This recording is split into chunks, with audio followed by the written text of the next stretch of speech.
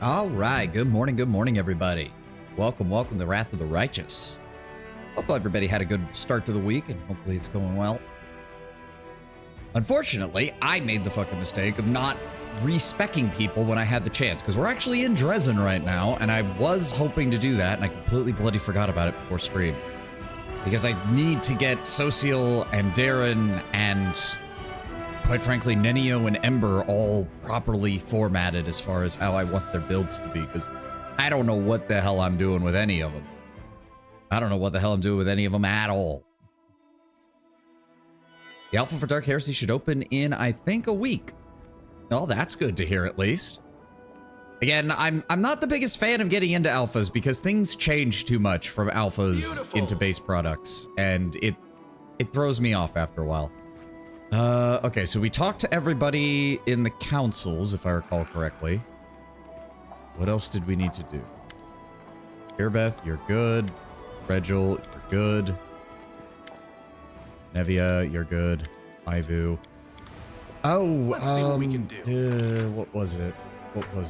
Who else? Nobody's in my room. We still need to figure things out as far as this goes. Amelia, is this an upgrade for you? Hold Iron enchantment +2. Deals an additional 1d6 piercing damage against enemies who are under mind effects, or a +2 necrotic rapier. What exactly does necrotic do? Bane to all living things, they deal additional 1d6 points of negative energy damage on a successful hit. Okay, so that's just more consistent. And then there is a better buckler for her. Tend to avoid alphas, betas, and such due to, burnout. Don't want to have the full game release and feel like it's tedious. Yep. The start of Rogue Trader a bit to get it through because you kind of roll your eyes going, all right, time for this area again, byproduct turn base. To be fair, that's kind of the case of every CRPG ever made. Kingmaker, The Mansion, Rogue Trader, The Ship, Wrath of the Righteous, The Caves. You can go all the way back to Baldur's Gate 1 and basically the road to, oh, I can't even remember the name. The mining town is like the most basic of the basic, but you gotta do it every time.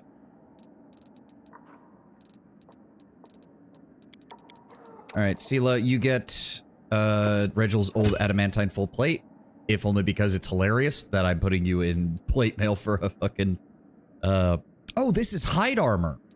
Oh, this can go on Ulbrig then. Where is he? There he is.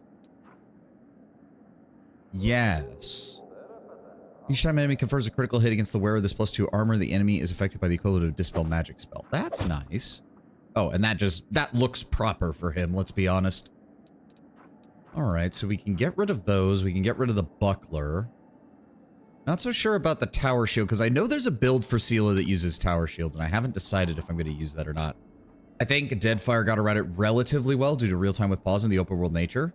Also the fact that you can enable to start at level 4 and blast past the start. Well, to be fair, you can only do that after you've played the game at least once, but yes. They do at least make subsequent playthroughs easier to handle, which is a big thing for a lot of games like that. Okay, so we don't need the drill. Nobody's using scimitars.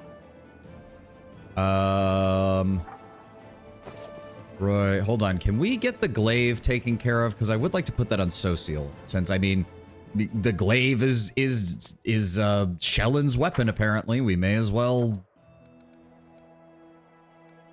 I think it's under relics. There we go. The Fate of Soul Shield. So, obviously, we would cleanse it, and that would also give him additional channel usages. So we just need 50 construction points, or whatever the fuck they're called. How do I buy those? There we go. So we just need... What do we got? 16, so that's 34. There we go. And then we're going to cleanse Soul Shear. Oh, is that going to take time? That's going to be annoying. Oh, it's going to take 5 days. Fuck. Okay. Fine. Who else do we need to... So let me see here. We've still got a couple of demon armies scattered around.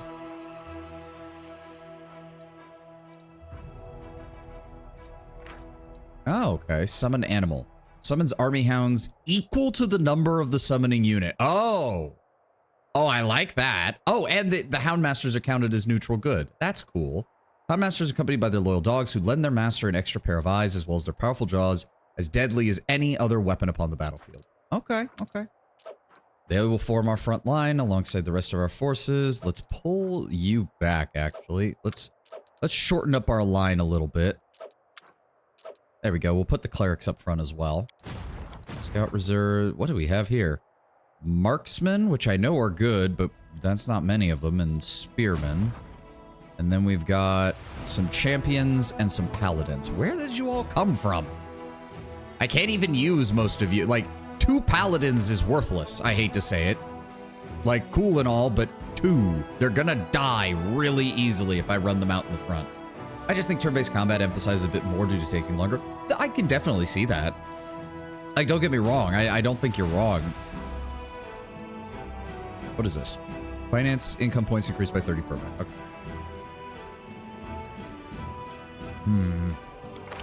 And we can't hire anybody just yet, so we can't even reinforce that. Infantry are improving by 16 per week. We do need to get the archers upgraded because the main thing is to get to sharpshooters. Because sharpshooters are, or marksmen, rather. They are exceptionally powerful in range. But for right now, we can't do anything with any of these guys. Let me see here. Just to deal with the fucking... There's too many armies here. Here we go. We're gonna go ahead and put the Rangers with you, so that way we can get that done. And we'll put the we'll put you guys here. There we go. That at least gets rid of one of the armies. What do we have here? A bunch of elementals and some basic guys, and we'll get a shit ton of experience for this. I think that's a good usage of our time.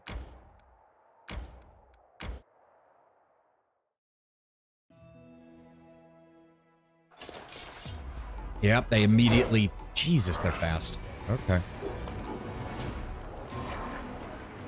What have we got here? 100... Okay, the cultists are a problem. That's for sure. Need a fire spell. They don't get to go yet. It's going to take them a while to get up here, so... Let's go with... We can't use the fire on them, because that sucks. No, you know what? Just vaporize them. Goodbye. Shoot the fire elementals. There we go. And summon up the dogs.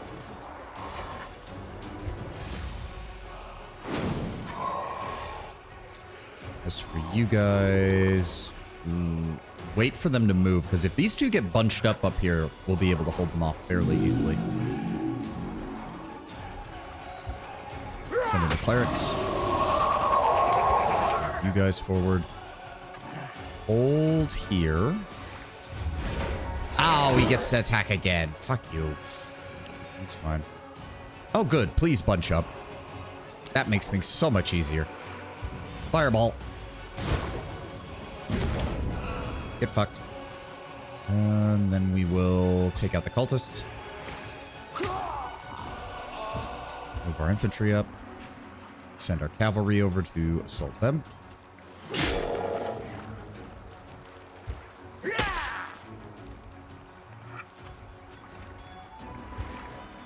Let's see how much damage the dogs can do. Not much, which is unfortunate.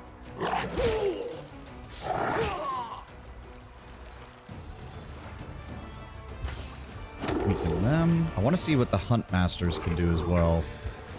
Alright, so they're kind of middling. The main advantage is that they just give you another unit that you can maneuver with, which I'm actually fine with. And we don't have to care about the dogs casualty-wise, which is fine by me. Actually, yeah. Go ahead and heal yourself. There we go.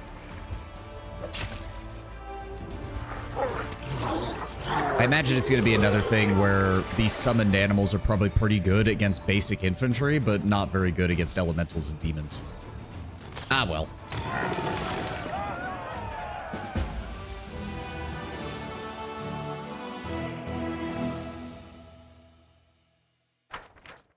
Okay, the fortress was a sanctuary for spellcasting demonologists. The fire that started during the battle spread to the libraries filled with their blasphemous knowledge. The glow of this massive fire lit up the dark expanse for miles around. Probably because we set things on fire that we shouldn't have. All right, what have we got? General cast spells with the arcane descriptor as if they had a +5 bonus to the power level per level of feat. Okay, fire, arcane, fire, arcane. These count as divine. Okay, so that would increase that. 5% bonus to energy recovery per level. And yeah, well, we're going with arcane magic. Our magical artillery is just more efficient. There are a whole bunch of armies on the northern side of this lake that we could take out. Altar of the First Retrievers. Okay, I'm guessing that's something we can get our hands on. I don't see any reason not to. We still got movement. We may as well take care of it. Ow. Okay, they're fast. Ow. All right. Well, fuck you, buddy. Yeah, this is why I love... It's literally just my general and probably hundreds of mages just casting huge amounts of spells to hit the enemy. And yet I love it. It's just... It's World War I artillery, but in magic form, and I love it. Okay, why can he only summon him... I don't know why he can't summon him in front of him. Seems weird.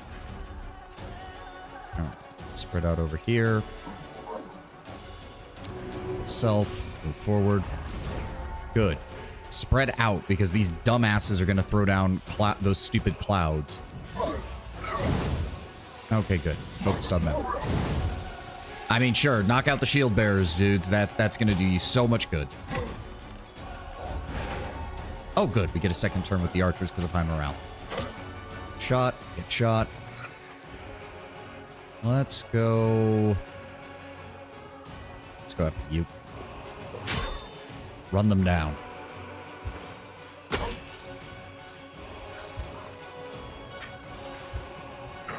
Okay, yeah. They're much more anti-light infantry, basically.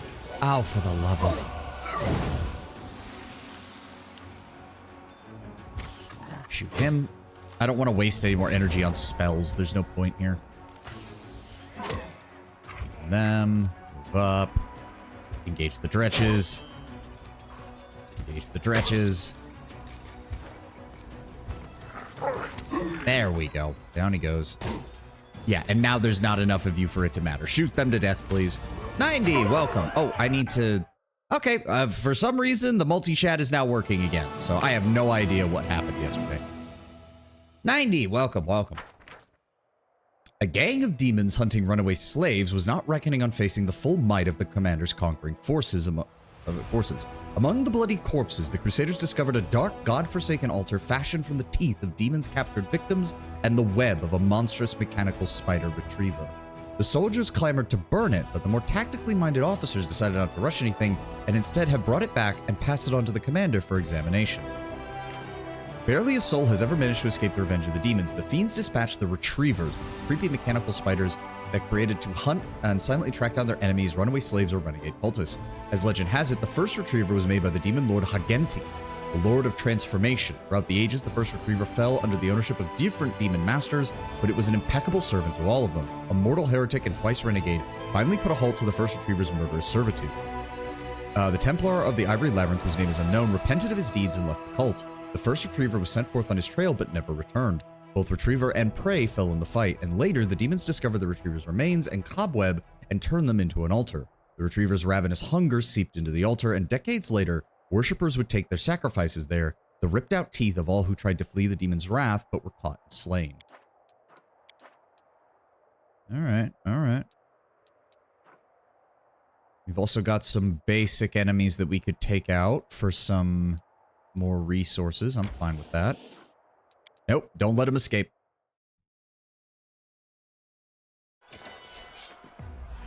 Oh, look. They're all bunched up because they think they're safe. Give me a 120mm cannon, multiple artillery barrages, hit them all. Sucks to be you guys. Get fucked.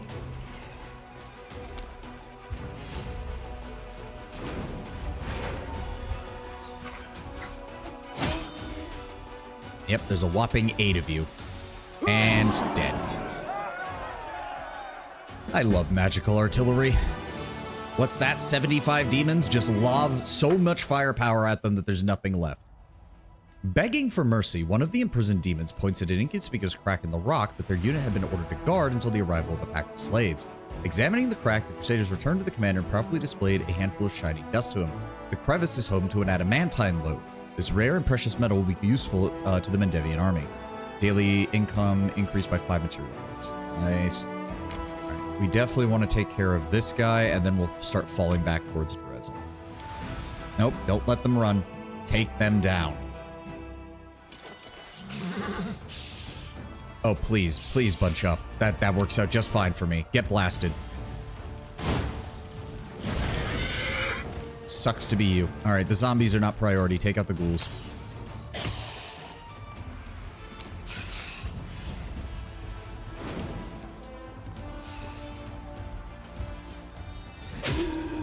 Down they go. Alright. May as well smite evil on you.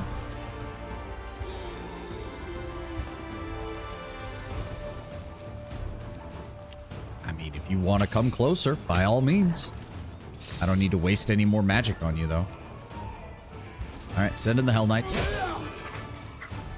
Send in the Clerics. You guys aren't really that useful. Send in the Doggos. Yeah, they're already getting severely weakened. The zombies barely do any damage to begin with, and we've already killed half of them. Good, there we go. Good in. Wear them down.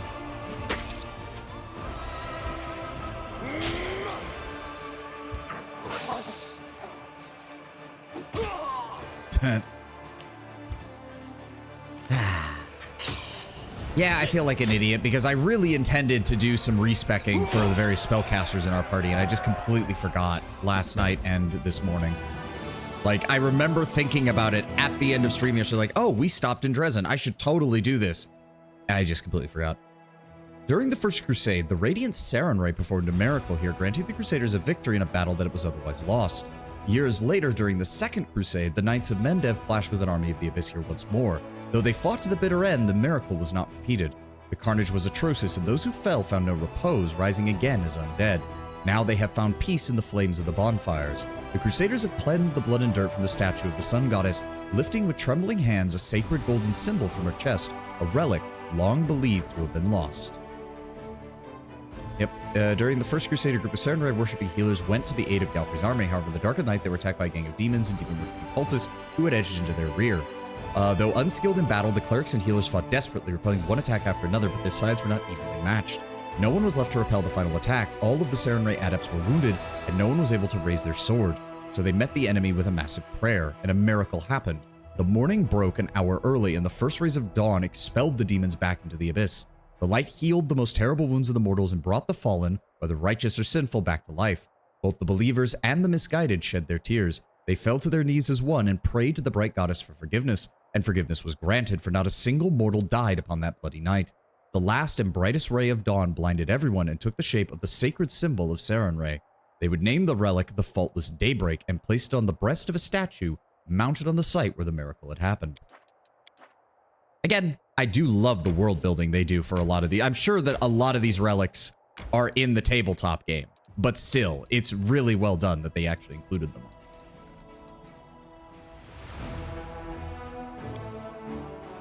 Alright, so that's all that our army can do right now. Let's actually get out and about with our party, shall we? I think that's what we should do. So let's double check here. Let's double check. Nope. Nope. I just need to see. Let's see. Holy Light Crossbow. I'm actually going to say that that's probably better than the one Derek is using, even though it is a +1 as opposed to a +2. The holy damage is more worth it. Radiance can stay in the inventory because I'm not taking Sela with me right now. I kind of want to just hold on to Quick Death. I have an idea for it as a throwing weapon, even if it's only a +2 right now. We'll see. Let's go store it.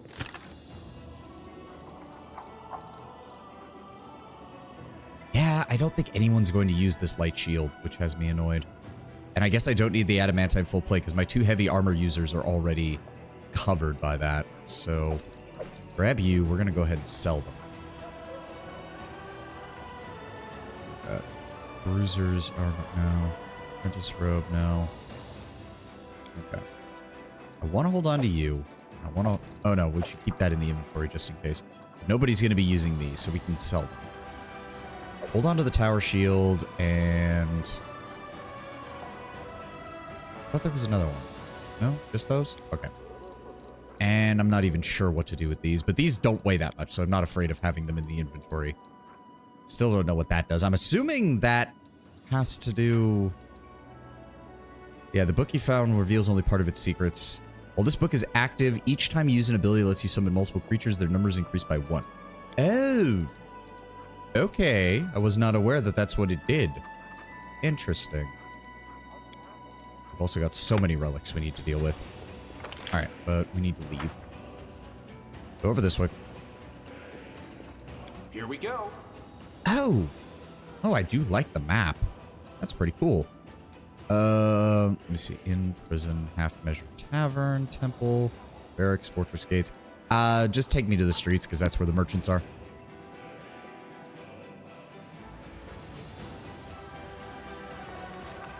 Alright.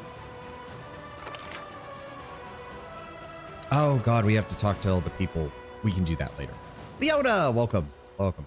We can talk to Captain Odon, Doralinda, Lady Konomi, and the others later. I would like to actually do something, considering we spent 3/4 of yesterday's stream in this place talking to people. Where's the regular blacksmith? He's the person I'm selling everything to.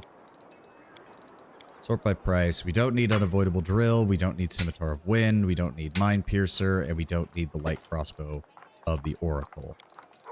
We don't need that. We don't need that. We don't need that. We don't need that. We don't need that. Don't need amulet of agile fists. Nobody has one of those. We'll hold on to the rest until I'm sure we don't need them anymore. And lastly, we don't need the books.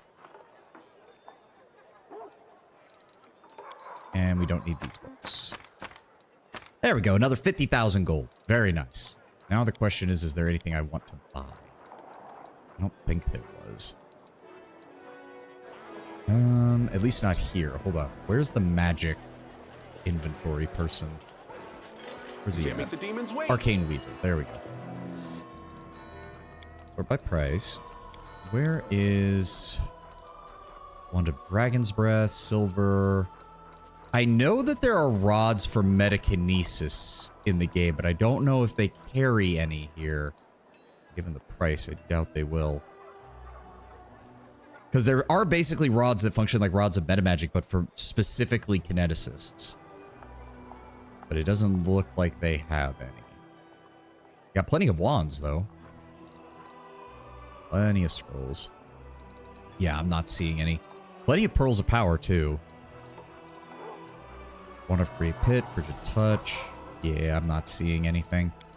Maybe it shows up later, or maybe... Wait, it doesn't even look like she had any. Gloves of Dueling would be a good one. That works for both... What in the hell are the pearls even? They basically act as reservoirs for spells. So different pearls exist for recalling 1 spell per day for each level of 1 through 9, and for the recall of 2 spells per day of 6 or lower. The possessor can use the pearl to recall a spell of a lower level than the maximum spell level allowed by the pearl. So it basically allows it allows any spellcaster to just cast more spells per day, as long as you have them on, and there's a lot of them. Like to be fair, if you have abundant casting, the mythic ability abundant casting, you shouldn't need these as much. But when you really just need to have access to all of your spells at all times, then I suppose it's not entirely useless. What is this? Give those creatures either holy or unholy. The bracer, the gloves of dueling was the one I was looking at from them. That's an insight bonus to persuasion, and these are competency bonuses to persuasion. Ooh, that's not bad. Hey, Lord Brown Bear, welcome, welcome.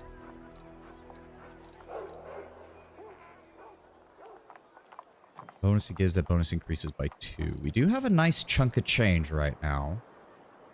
Let's grab gloves of dueling. That's all I want from you. And then where is the jewelry trader? By price. Do you just have... Yes, you only have those.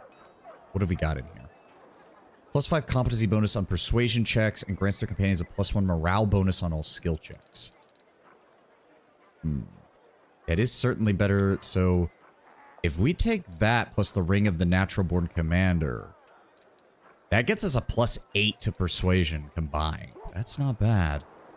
Did you see the item stat blocks that I DM'd you? Yes, I did. I did. I'm not seeing much else that I need from him, though.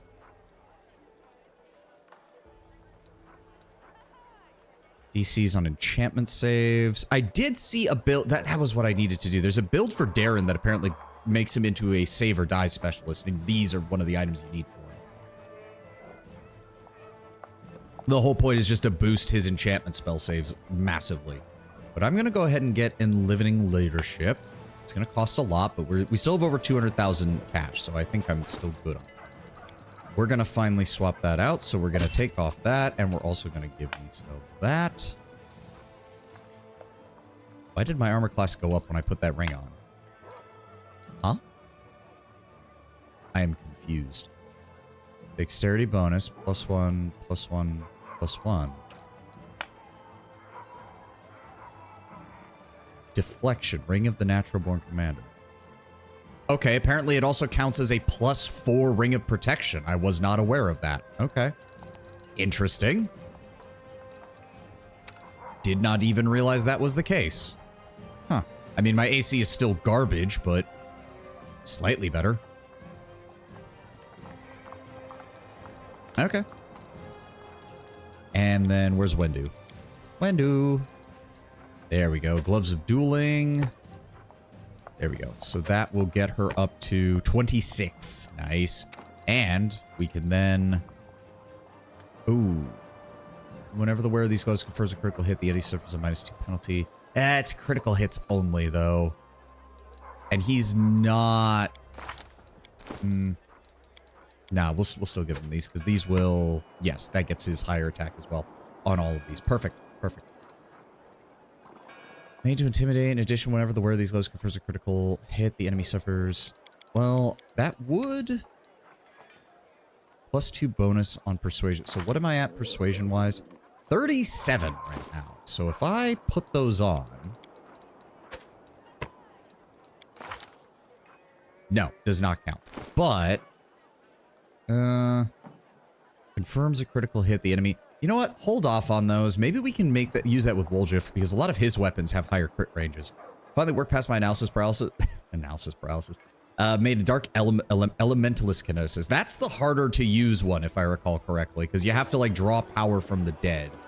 Beautiful. It also completely changes up what stats you want, because you're not needing constitution nearly as much.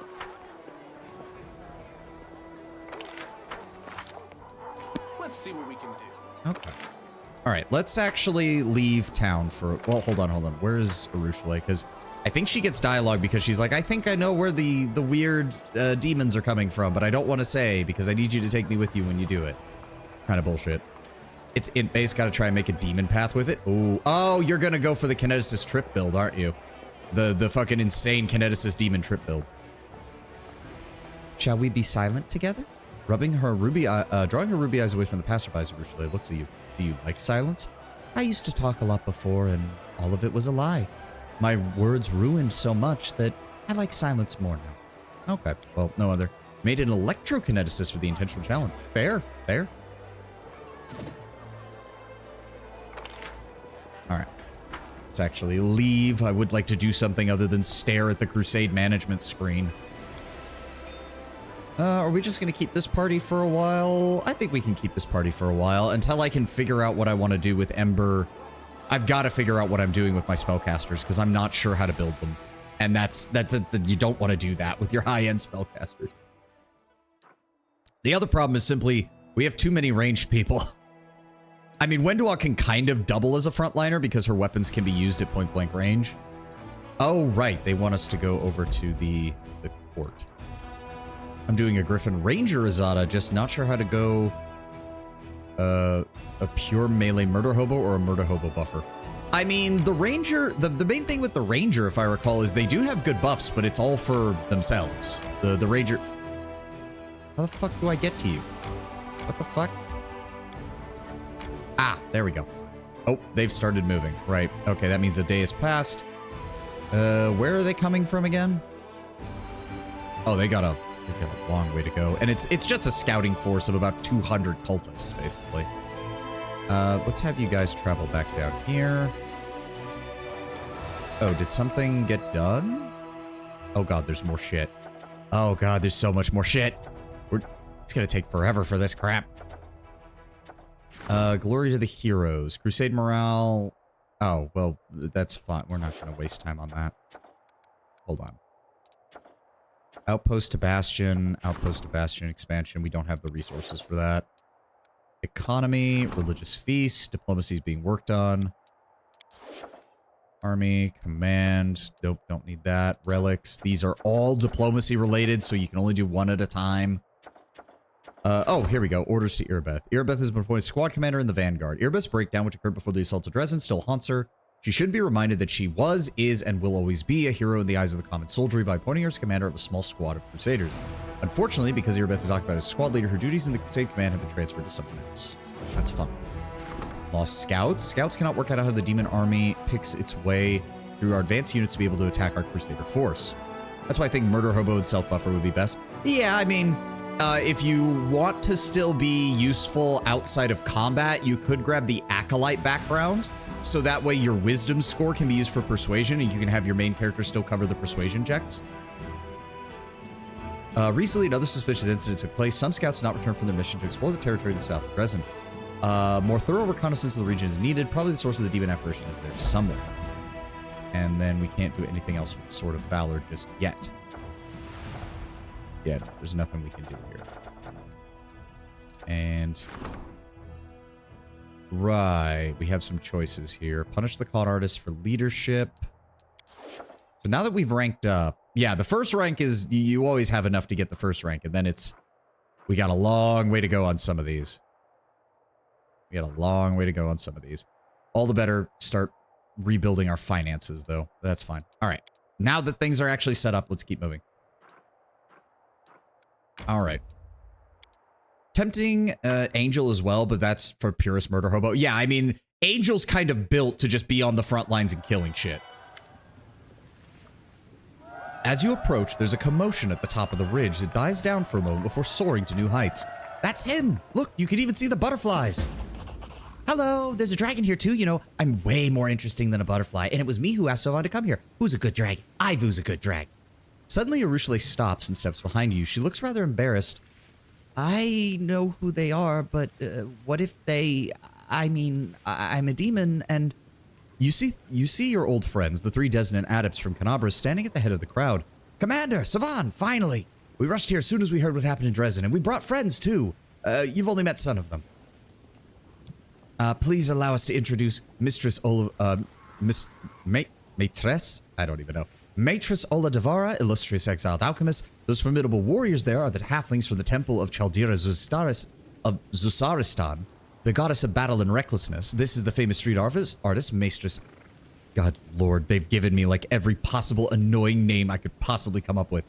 Maestro Aventurine, a pseudonym of course. Rare is the administrative building in Avestan that has escaped his brush. And here in front we have mounted the gnomish contingent, the cavalry sculptors. They have all come here to help you in your fight against the forces of the abyss.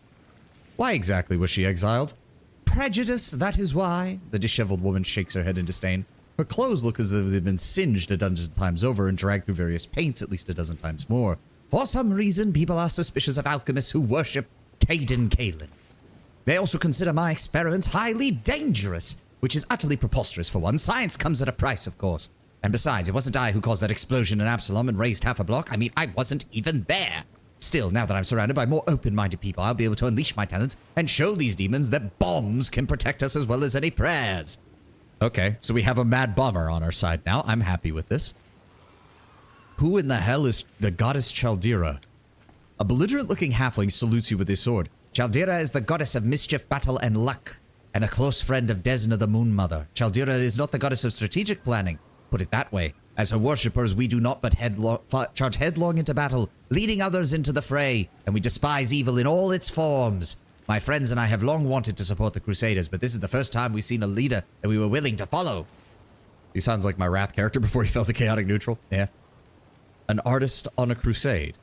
Dusty galleries and pompous patrons aren't quite my scene, is Maestro Avin's dignified response. I only paint in places where everyone can see my work and appreciate its meaning. I used to paint flowers and the sun on the walls of besieged forts in order to make the attacking armies realize they were destroying another's peace and joy. Okay, so there had to be one dipshit in the group. I once depicted the acts of Iomade in a painting in the middle of a Chelaxian capital, not because I worship her, but rather to remind the people of Cheliax that this proud, tyrant-toppling goddess was born here. I don't yet know that I will create here in the World Womb, but I feel I must play some part in the salvation of this land. Oh, it's a kitsune. I was wondering why his head was so big, and then I saw the tail. Cavalry sculptors? Exactly, says one of the gnomes sitting in the saddle, grinning. Looking from head to toe, a brigand. The cavalry sculptors are ancient and revered gnomish society, in certain circles, that is. Our only rivals are the pikemen confectionaires. But they do not have a noble legend that tells of the creation of their society, unlike us. According to this legend, a brave gnomish knight once participated in a battle that lasted many days. He had to ride into battle down one and the same path, past one and the same boulder. Soon he was fed up with it. He started to chip off a piece of the boulder each time he rode past it, eventually carving it into a giant apple. This little game turned out to be so captivating that soon the knight's entire squad began to do the same. And then the enemy joined in. It goes without saying that they were all gnomes on both sides. The war soon ended, but before it did, they had carved all sorts of fruits and vegetables from a dozen boulders and a couple of rocks, all well mounted, and that is how our noble society was born. Oh great, a modern artist doing performance. See, I love how at least all the others, it's like, okay, at least they have combat experience, and then you have the artist who's literally done nothing but graffiti his entire life. It's like, okay, there had to be one moron in the group. You're joining the army. Of course not, Aranka replies, clearly speaking for them all. We didn't come here to march around and eat little rows with all the crusaders who come before us. We've come here to answer the call of our hearts, and we're going to help you in every way we can. We will do something for our cause, but we are free spirits and we take orders from no one. We certainly do not join in other people's war games. Army discipline and grey walls of Dresden do not stir the hearts of the people, Savant. Yet I know that you are the winds of change that we have been waiting for. In Canabras, I witnessed your kindness, bravery, and tenacity. I'll follow you into the hellfire, all of us will. But we will do so by treading our own path. All right, well, now that we're all here, what in the hells am I going to do with you? I know, knight them! Ivu whispers loudly. She continues, a little embarrassed as Aranka and the others look at her surprised. I mean, I've been told many stories about Galarian, and that's always what happens. And Savan is the knight commander, right? That means he can knight you all. Ordinary knights are a bit boring, so I know he'll make the oath really exciting. I actually like the sound of that. We could be the Free Crusaders. What do you think? Just make up an oath for us so we can be knighted, and we'll start our campaign against the demons, and they will tremble before us. It's a good thing they don't show Regil, oh no, there he is. Never mind, he's right there. I can feel him getting angrier. I can feel it. I can feel the rage emanating from his tiny form. My cousin Galfrey will have an apoplectic fit if she finds out about this. Oh, I'm going to enjoy every moment. Sing the Song of Elysium, let your eloquence flow forth. I'll let the eloquence flow forth because as much as I do like the Song of Elysium, we are eventually going to abandon the Azada path in favor of legends. So it kind of makes sense to mix it a little bit. A wave of inspiration swells within you. Brothers and sisters, our paths have led us here to this place upon this day because we are guided by the same stars and beckoned by one and the same dreams. For ours is the dream of freedom and the triumph of light over darkness. I am not here to rule over you, but rather to be the first among equals as long as you are willing to follow me. So I beg you, stand, brothers and sisters, and henceforth you shall be the Free Knight Crusaders. Ivu whispers loudly in your ear, ooh, you should have added something like cookies for everyone. Except we don't have any cookies. Well, I can fly off real quick and get some. Regil in the background, think about nice things, dead demons killed by noble crusader. No, I will give Regil credit where he just be like, the commander can kill so many demons, that's what I'm focusing on. The commander can kill so many demons, that's what I'm focusing on. We're going to kill so many demons when this is over.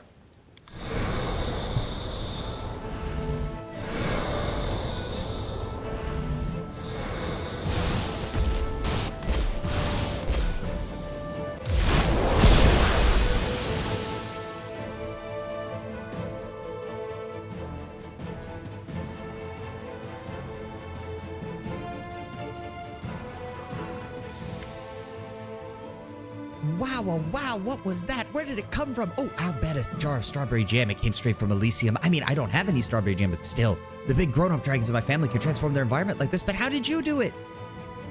How old on Earth Ivu exactly is? 5. Ivu is 5, literally. Not just like metaphorical 5. Not just, oh, 5 in like human years, but older dragon. No, Ivu is literally 5.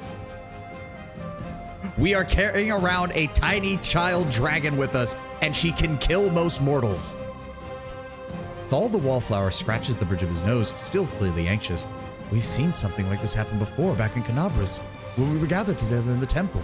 A glowing aura enveloped you. We heard music that wasn't there, just the same as this. A wondrous power is dwelling within you, and it's still growing. Everyone keeps saying I was blessed. Yes, but it's almost certain that it's not the work of Iomade. Or at least not hers alone. Your power is more like the song of freedom, the lush wilderness, the deepest longings of the heart. It is of Elysium. The warriors of heaven are too proud to possess or grant such power. This type of power is brought into the world by the Azada, the children of freedom and the deities of their plane, of whom Desna, our guiding star, is one. I don't even know why it happens. It just spontaneously occurs. Wallflower looks at the small patch of nature that has appeared out of nowhere. We'll do our best to try and figure it out, Commander. All of us. I'll need Maitre Soleil's help and the others too. We'll set up camp right here on the ridge and monitor any new changes. There's not much to analyze yet. We've only witnessed 2 cases where something unusual happened, and both were spontaneous. And both times you were surrounded by people who've been helped and inspired by you. The first time it happened, you saw a vision, but now a fragment of that vision has been brought to life. Who knows? Maybe you could heal the whole world wound like you healed this little patch of rock. All right, what are you all going to do now? So what you call Dragon Child Services. Imagine suddenly old dragon glasses demanding to see Ivu's housing arrangements if you're a good influence on her. I mean, the funny thing with that is that literally by being an Azada, they would automatically assume that we're being a good influence on her. Really wish our DM let us have more interesting armies for mass combat because scenes like this would have been cool. Yeah. And plus, here's the thing. My character is more neutral than chaotic. So his main perspective of this is, look, all these people want to help the crusade, right? All these people want to help the crusade, but none of them are cut out for the military. Literally none of them. By their own admission, none of them are. But if they're here to help, we may as well find some way to get some use out of them. And if using them as essentially an irregular, non-regular military force, and they don't bother the other crusaders because we purposely keep them separated because this group and the regular crusaders would probably start trying to murder each other, it works out. It works out. Everybody wins. Don't worry, Regil. I'll handle the paperwork for them. Unless I'm feeling particularly vindictive. Then I'll let you handle it. Actually, no, that's a bad idea. Regil would start breaking kneecaps. And he wouldn't stop. He wouldn't stop until everyone in this area is on the ground. We'll set up camp here. Our learned friends will observe this Garden of Elysium and study it. The artists among us will start working on their art, and I'll help the Chaldean halflings prepare to launch their raids against the demons. As for the cavalry sculptors, I honestly don't even know what they'll do, but I hope they'll keep themselves busy. Drop by in a couple weeks. We'll have settled in by then and may even have something else to show you. Oh, but that's a secret for now. You forgot the most important part. Honestly, I'm tempted to try and do a Charlie the unicorn voice for Ivu. Commander, you forgot the most important part. Honestly, what could you do without a smart little dragon like me around? Azadas have courts. The court of the silent laughter, for example, or the court of the flaming storm. I don't know if I can keep this up. I hated the Charlie the Unicorn voices. They always have such pretty names, Commander. People come to the courts freely and they stay because they like it there and they have some affinity with it. That's why Sylvan has to give this place a name. It's his court after all. Much like real Azadas from Elysium, the commander can give a name to his court, which is a company of his allies and the place where they meet. Regil, you look so down with your big fat eyes and big fat frown. Now, he would do this with grim determination as this orders from the commander, but you bet he would imagine he would try to murder you. Yeah. Well, I'm a kineticist of fire, so I want a name that fits with, like...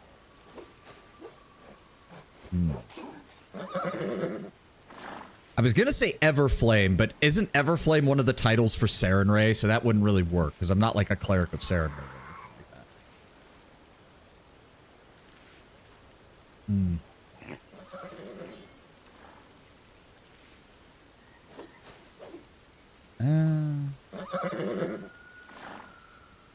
Court of the Pure Flame. There we go. Conceal my Wrath Party, quarter of the last ward. Nah, I like Pure Flame because we are eventually going to get one of the kineticist abilities is Pure Flame.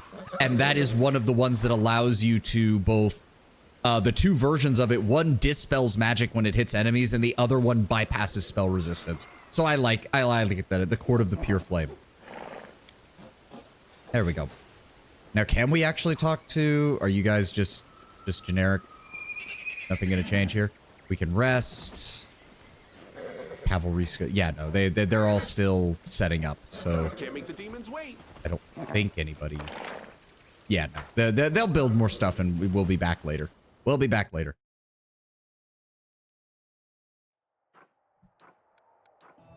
What is this? Issue an order that will allow earbuds to memory. Yeah, we already did that. That's working right now. Fine. Why does it say we have more stuff? Yes, we know. We're working on it. Also, wait, actually, what does this get turned into? Scale Mail of the Faultless Daybreak. Can eventually become the Triumphant Noontide. Raise a deceased ally for 2d3 rounds. After that, the ally dies again. After the enemy confers a critical hit against the wielder of this +3 mithril scale mail, every enemy in a 30-foot area must pass a fortitude saving throw or become blinded. And suffer positive energy. Okay. And then there's a light shield. Why are all the relics just giving me shit that I can't use for anybody? And then eventually Zonkathon's Suffocating Caress. So we can get padded armor. Ooh, 8 max dexterity. That's not bad. +4 padded armor. Suffers a -2 penalty to attack rolls and constitution score. Please stop moving. Where it gets electricity resistance 30. If they suffer any electrical damage, the armor becomes infused with electricity, and their attacks deal additional 1d12 electrical damage. Okay. Web Strider. +2 dexterity.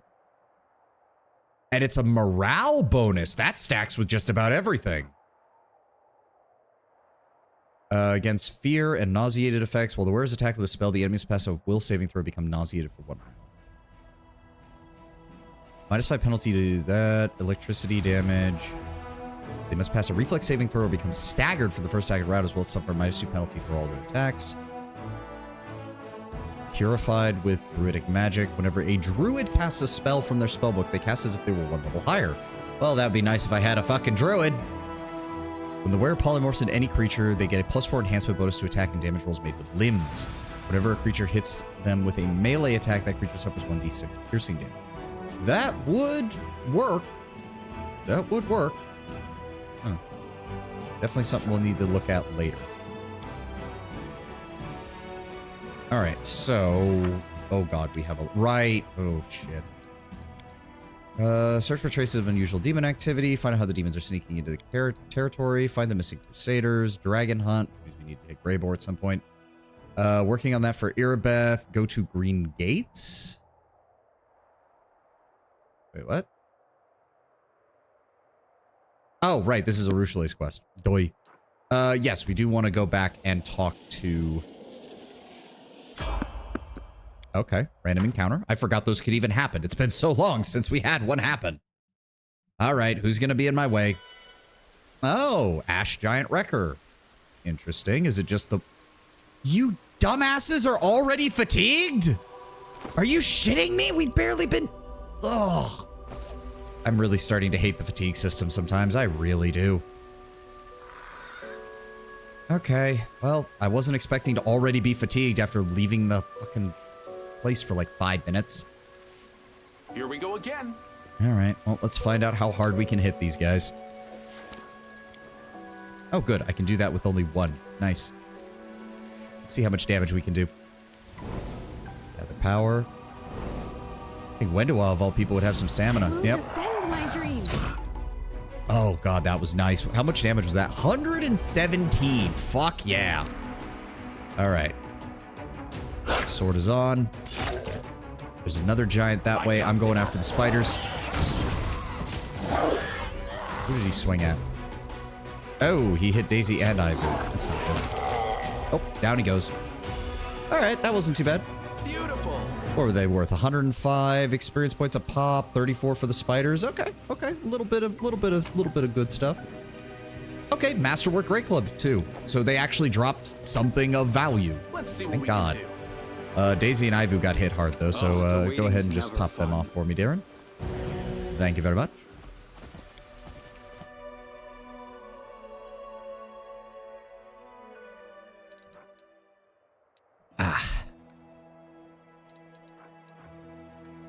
Okay, well, I guess we go here. Yeah, we're all already exhausted. Jesus Christ.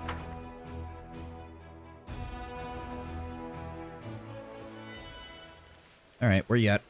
Here we Krennic. go. Krennic's expression brightens as he notices you approach. How's your applied philosophy? Would you mind discussing an ethical dilemma? I grow quite tired of debating only myself. Why not? Listen well. Imagine that there is a person, and you know that he is very, very wrong. For instance, he believes that people enjoy being gutted alive. Don't ask me how he came to such a foregone conclusion. He's just odd like that. But he is absolutely convinced that they love it. From time to time, he guts people just because. You know, he's such a nice fellow. He doesn't do it because he likes it. He just loves doing good for others. So this odd, obviously made-up individual, is he a villain or a good lad? Does he deserve to be executed as a criminal or rewarded for his heart of gold? At the very least, first I'd talk to him. Who knows, maybe I'm the one who's mistaken about something. Maybe there's something I just don't know. Of course, if it turned out he was completely off of his rocker, well, that's a completely different story. The kobold giggles, obviously pleased. Right. What if it's not him being an idiot? What if people do enjoy getting gutted, and you're the only one who doesn't know? And then somewhere in polite society, you accidentally blurt out that people shouldn't be gutted, and will forever be branded as a prudish and uncultured person. But no, you're right. When you encounter something incomprehensible, first you must figure out what's going on. Only then do you act. It will seem like a platitude, but most people only learn this lesson before their death. The kobold falls into a pensive silence for a few moments, then lets out a gasp, looking sheepish. Ah, you got me talking, and I almost forgot something important. You'll want to see this. You know, it may have been better if he didn't alignment label the options for credit. Makes it a little more obvious which ones are right. Yeah. I mean, now that I'm seeing his thought process, I get why the chaotic options are the ones you're supposed to pick. But the way it's phrased and putting the alignment options there really make it seem like it's not. Krennic shows you a pile of open ledgers. Judging by the handwriting and the quality of the paper, the correspondence was between several people, all of them quite well-to-do. These notes were written by very foolish folk who decided that there was more to be gained by befriending demons than fighting them. And this is just a fraction of their correspondence. They sit in their manors in Neurosian, preoccupied every single day with one and only one thought: how they can hurt your crusade. They spread rumors, they try to block your army's supply chains, they whisper nasty things about you in the Queen's ear. But despite all their influence, they are just amateur conspirators who know nothing about real intrigue. I'll make sure the letters fall into your right associate's hands, anonymously, of course. I'm not looking for fame.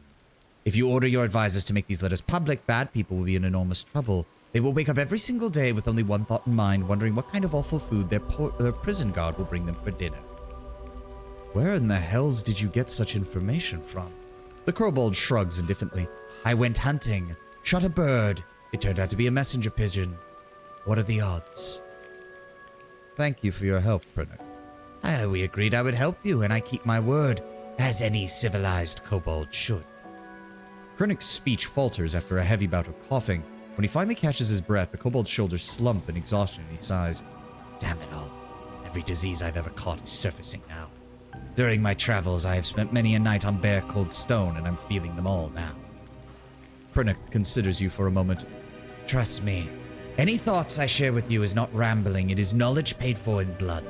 It is hard-won from the caverns of the Darklands where my tribe fled, fearing the wrath of devils. If you wish, I can tell you more about them. By all means. Krennic's voice becomes more low and serious. They were bloody days. The Night Ruby tribe were enslaved by Drow, the elves of the underground. Ironic. We fell victim to the slaves' revenge, then ourselves fell into slavery. In our first battle with the Drow, we lost Ermak, the stern leader who refused to bow before the devils or the Dark Elves. The rest, once they saw her dead, thought it best to surrender. Our new life was harsh and filled with suffering, humiliation, and punishment. Before long, we realized the drow were tough masters who knew no mercy, but we hadn't grown accustomed to living life on our knees. We couldn't fight back with force, so we used cunning.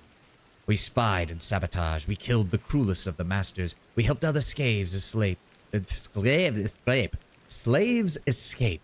thus built alliances. When we got caught, our kindred paid with blood. The drow punished everyone, guilty and innocent alike. In those days, I was a scout, the right hand of our new clan leader. He was younger, cautious, true. Critic delays sharing his background if you don't answer to his liking. But our struggles lasted years. Many of our kin accepted their new fate, resigned themselves to becoming mere slaves. Others were tempted once more by the devils who promised to give us back our former power. All they wanted was more signatures upon the contract that doomed our souls to hell. As a result, the tribe began to splinter. The traitors gave our leader to the Dark Elves, and then came the Purge. But during the massacre, it was us, the kobolds, who killed more of our kin than the elves. I fled, wounded, without weapon or supplies. All I managed to take with me was a case that was a case with that damned contract with the devils. I'm haunted by the Underdark fanfiction I've read. I mean, yeah. After a long pause, Krennic gives you a crooked smile. And that's the end of the story. Not quite the fall of the Aslanti Empire, I admit, but this one is more dramatic in its own way. Maybe you should move to Dresden. I'm not too enthusiastic about dwelling in such a densely populated location. Places like that are usually crawling with those eager to bash in a little kobold's scaly skull, but I fully understand that you have enough important things to do besides constantly running to my camp and back. Fair. Search for me in Dresden next time, but I have to warn you, I'm not going to be staying out in the open. I'll see you there. I can handle it. Oh, perfect timing. There's the ad. Well, now we have to head back to Dresden and rest, because apparently we can't go 5 feet in this fucking place without getting exhausted. We need to get teleportation things set up at all of our outposts as soon as possible. Because traveling the World Wound without teleportation is going to be a pain in the ass. There's Green Gates, Shrine of Sacrilege, Winter Sun. I wish I could zoom out more. Heart of Mystery. Alright. We got about 2 minutes. You know the drill. I will go ahead and take a quick break right here. We'll be back in about 2 minutes. I'm going to do some stretches. Be right back.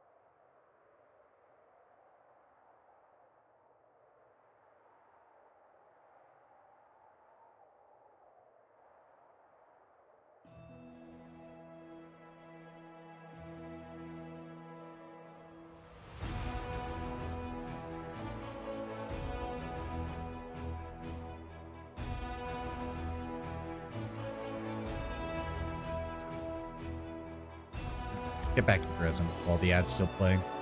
No, get back to Dresden while the ad is still playing. I told you to get that.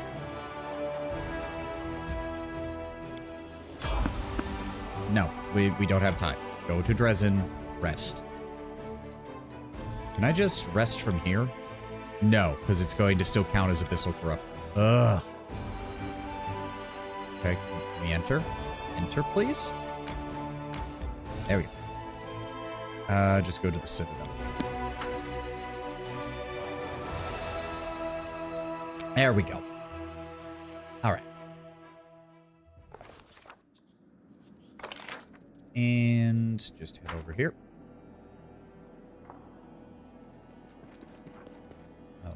Oh, right. I forgot. We have spells. I completely forgot about that.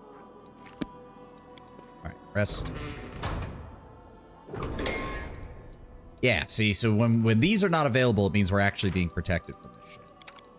Nenio, you and Wilbrig, go ahead and make our moss pottage, be resting. Out of curiosity, Greybor, how much do you charge for your services? A lot. But if my prospective client washes my dishes at the campsite and budges up to give me a dry spot for my tent, I can offer a discount. I do appreciate Greybor being eminently practical. So you saw when I shared Soul Shear's stat block with you. So 1 second. It's sentient and willfully summoned Babao if left on its own or in the hands of someone it doesn't like. We put it in a bag of holding, so any Babao it might have summoned was sent floating into the astral plane. I have to imagine, given that Soul Shear is intelligent and it's spiteful, I have to imagine it started doing that just to entertain itself, because the Babao would show up and be like, what the fuck? And then Soul Shear's just like, hey, I gotta torment something. I guess it's gonna be you, buddy. The poor Babao. Just imagine, he's just floating in an infinite void. It's too good. That's too good. Commander, the Nevia greets you with a slight nod. I have some information for you, though what I found is I can't do her. I'm bad enough I can barely do her voice to begin with. Though what I found is mostly innocent, it might be cause for concern. What do you mean? It's about the well-being of one of your companions. Tell me. Soldiers have been gathering in the graveyard to play cards, and we usually turn a blind eye to such things. Though it is technically against regulations, we let them enjoy it as long as nobody causes any trouble. And that's more than likely the case.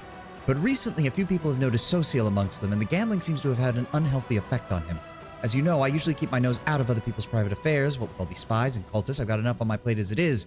But this time, it's about someone who you trust with your life, so I'm going to suggest that you do something about it. This isn't an official report, just a tip-off from a friend.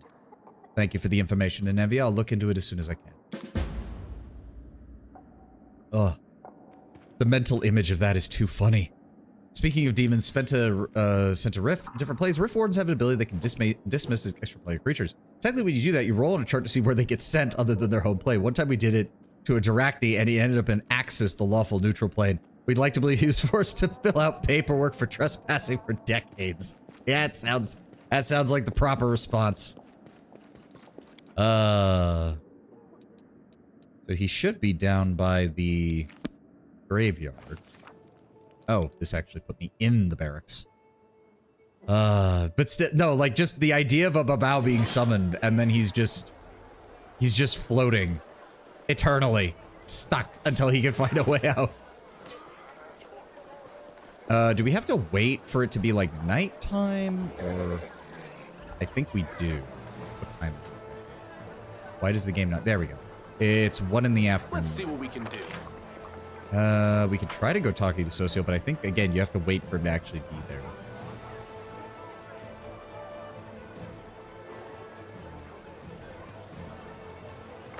God, I forgot how big this place is. I've heard you've been rather busy playing cards at night, Socio.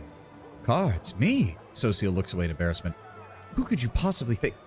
Look, I've only visited the games once or twice to get a sense of what the soldiers are doing on off-duty. If you think I'm addicted to gambling, nothing of the sort. Don't worry, I'm fine. Yeah, and this is... You have to... So if I recall correctly, you do have to wait till it's night. Let's head back over here. God, I forgot how big this place is. Skip time, so we want to skip until, I want to say midnight, or right around there? Yes.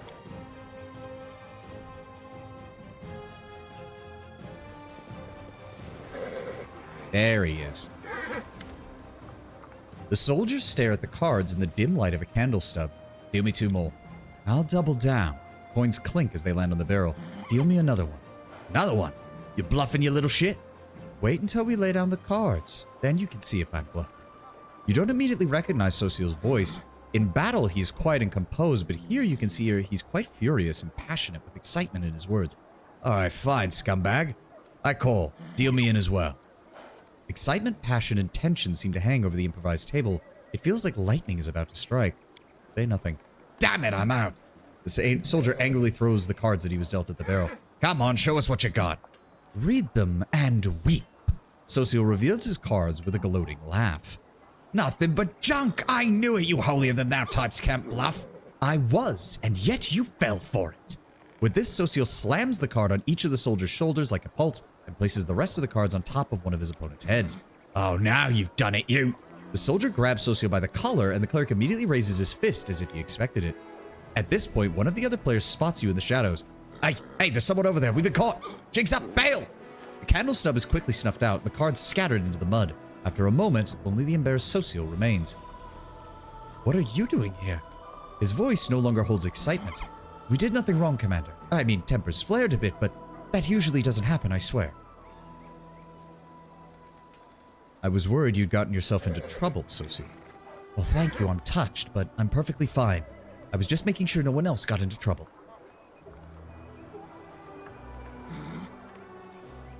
Socio, I know you would never lie to me, so I'm going to have to be convinced that you're lying to yourself.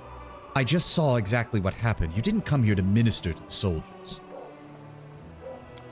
Why else would I come here then? To win a copper or two?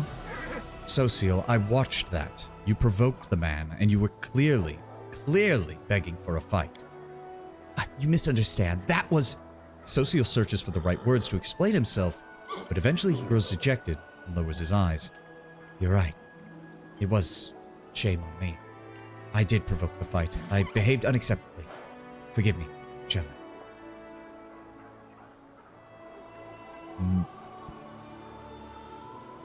Don't be foolish, Socio. You're mortal like the rest of us. You're not an all-powerful deity of mercy. I know you need time to relax. Just be honest with yourself and don't go picking fights for no reason. After a long silence, Socio finally nods. Thank you. A lot of this is all jumbled up in my head. Too many wars and horrors, our soldiers and what they tell me in their confessions, my own responsibilities, lines from Holy Scripture. In the midst of all of it, it's easier to forget that I have my own needs and desires. Thank you, Commander. What is generally the limit when a paladin loses ability is arbitrary dependent on the god. So, the usual defining line, Tenwin, is paladins and clerics are technically drawing from the same divine power source. Clerics have to follow their god in sort of a broad sense. Paladins have to follow a specific oath, usually an oath that is specific to their god. Each of the lawful deities, or lawful good deities, I should say, has a variant of the paladin oath in lore. In game, it's just, you know, be lawful good in general with your alignment. But in the actual tabletop, depending on which god you worship, a DM could adjust certain things. Something that is lawful good for Torag might not be exactly the same lawful good for Sarenrae or Shellin or something like that. For example, here's a great example. An evil creation of art. A paladin of Shellin wouldn't want to destroy it. He'd want to find a way to cleanse it. But a paladin of Sarenrae or a paladin of Iomedae might say, no, it doesn't matter that it's a piece of art. It's evil. It needs to be destroyed. There can be some differentiation. Clerics is more of a broader set of just follow your god's alignment. That's also why clerics can be any of the alignments that line up with their deity. So, for example, Shellin, I believe, is Shellin is a neutral good and chaotic good deity. They encompass both aspects. Or I think they cover the whole gamut of good. They might be lawful, chaotic, and neutral good. So while a paladin of Shellin has to be lawful good, a cleric of Shellin can be any spectrum of good. I was just curious with how Socio's backstory described his brother. You know how they described beating up his person was too much, he lost his paladin power? Well, specifically, he was a paladin of Shellin, and one of the things with Shellin, even over the other gods, is Shellin's paladins don't strike first. Shellin's paladins are very defensive. The whole thing, because remember, we saw that with Valerie back in Kingmaker. Shellin's paladins don't strike first. They either engage in a formal duel, they formally challenge an opponent and invite them to fight them, or they wait for someone to attack them and then defend themselves. So for his brother to be a paladin of Shellin and to engage in aggressive action of that type would be enough to break the vow. Maybe not the first time, there might have been some repentance there, but if he did it repeatedly, it absolutely would lead to a fall. Just the whole, it seemed as if he had done a bunch of things wrong and the beating was the final straw. Especially if he beat an innocent man. Like, if the person was innocent, then that absolutely would be a hard line, especially for a goddess like Shellin. The cleric picks up a dirty playing card and twirls it in his fingers. I won't come here again. Don't forbid the games, though. Things here are mostly civil, I swear, apart from the rare heated argument. I'll be honest, I miss playing with cards. The excitement when you have almost no chance of winning, the risk is high, the stakes aren't life and death, just a handful of coins. But I'll try to find a less destructive outlook, Commander. I'll speak with Irabeth. I think she'll play chess with me. Maybe something will come of that. Socio smiles. Thank you for helping me clear my head. Good night. See, like, if they still kept his relationship with Aaron Keir, this would have been a great opportunity to have him start building a relationship there if you're not romancing. Socio's brother sounds a bit like a poor paladin. Maybe should have become a fighter instead. Well, as you will see later, I don't know the full extent of his story, but I do know what class he ends up as, and, oh boy. Let's just say he goes a bit further past fighter. Let's just say that. Again, I don't know the specifics of the story, but I do know what class he ends up as, and it's not fighter. Some paladins crack shortly after taking their oaths. Yep. Okay, I don't think we really have anything else to do here. You can spoil it if you want. He's a hell, what is it? It's a Hell Knight Armagear Blood Rager or something. Or maybe not Blood Rager, it might have just been regular barbarian, I can't remember. Regardless, it's not fighter, and it's not paladin. He doesn't do very well. Let's just put it that way. He does not. Army life did not treat his Social's brother very well. Let's just put it that way. Let's talk to one of the advisors before we go. Commander, the middle-aged dwarven woman salutes you casually. Her face is disfigured by large, scarred claw marks, and one of her eyes is covered with a black patch. Thought Hell Knights were vaguely paladin adjacent. He started with that, and then he got worse.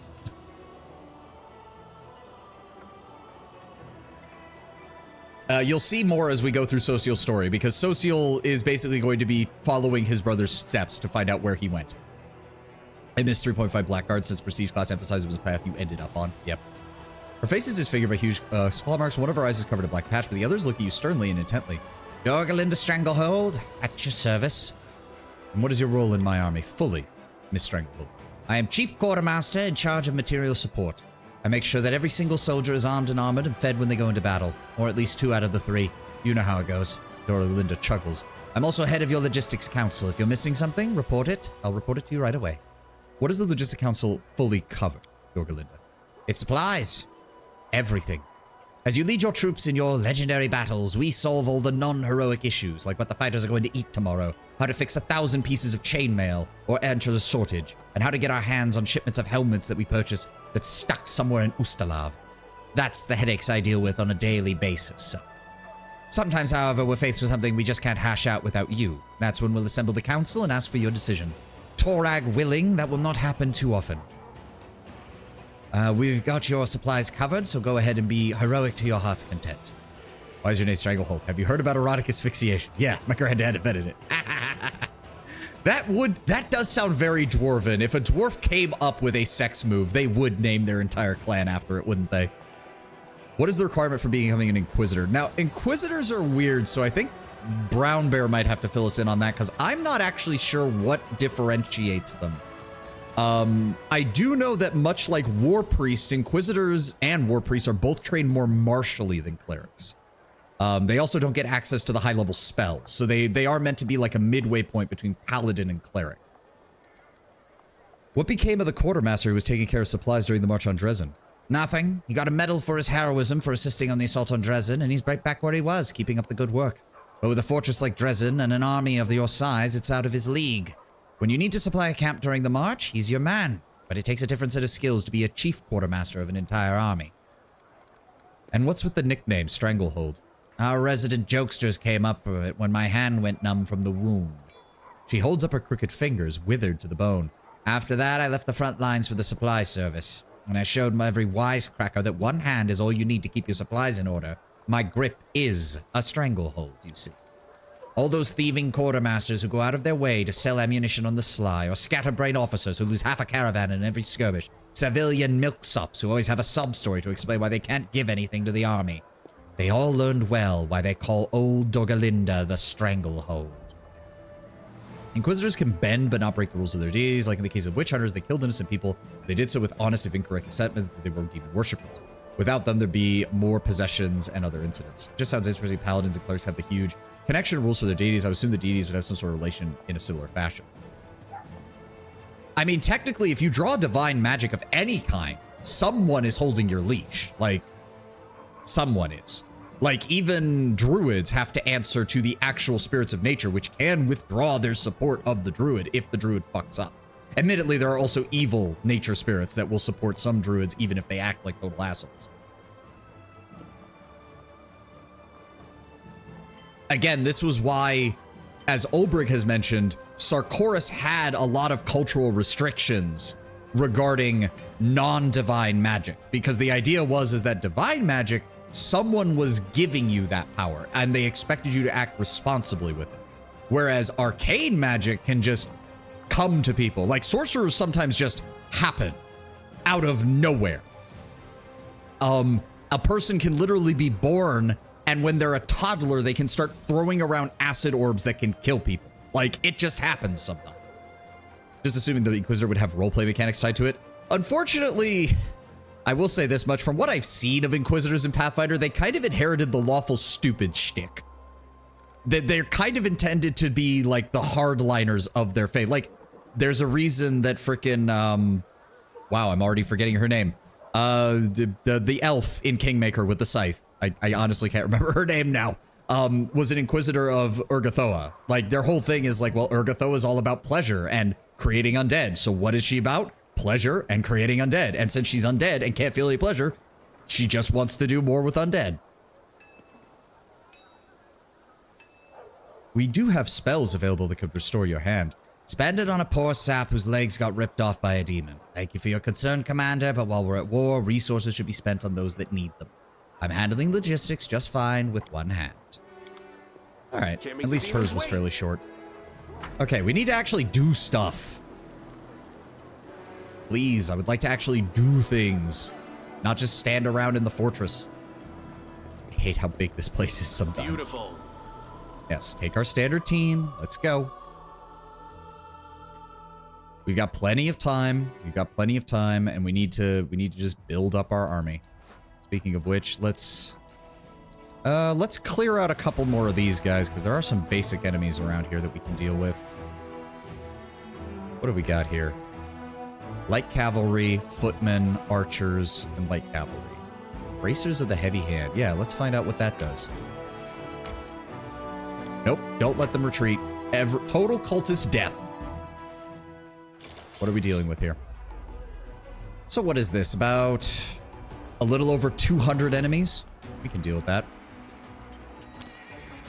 Fireball. I love that. It's just like, it's imagining like a medieval army marching onto the field of battle, and then we're just like, all units, 120mm barrage on this location, and then they just all die. It's magical artillery, and I love it. Shoot them. Would you look at that? Not a single Crusader was even hurt. Inquisitor sounds like a fun class to play. The only thing that prevented me was, honestly, the RP restricted base outfit, the limited number of portraits that fit, and honestly, the fact that despite having tried multiple times, I just can't get into Pathfinder. Again, I understand. For me, Pathfinder's great, but I can understand why people don't like it. A gang of cutthroats who sold their conscience for demon's gold have been utterly annihilated. Their chief, a battle-hardened, scar-ridden mercenary laden with valuable artifacts, is hanging from the noose. The trophies he received from murder will come in useful for the Crusades. This bracer grants the wearer a +3 bonus on damage rolls with the offhand weapon while dual-wielding or wielding two-handed melee weapons. Oh. Well, that sounds awesome.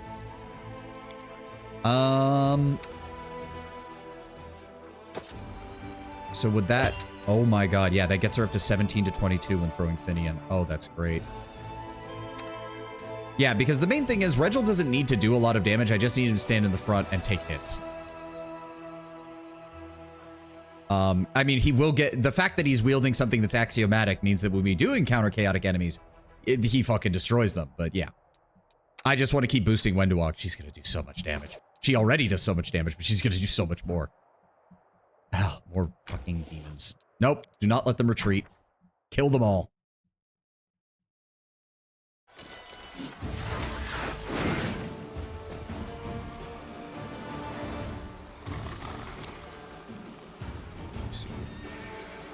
Fireball? Fireball. Pew.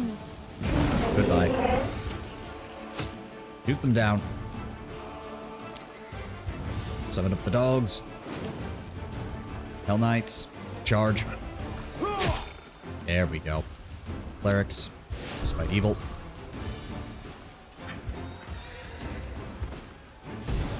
Oh, he's coming right for our clerics. Alright, shoot him.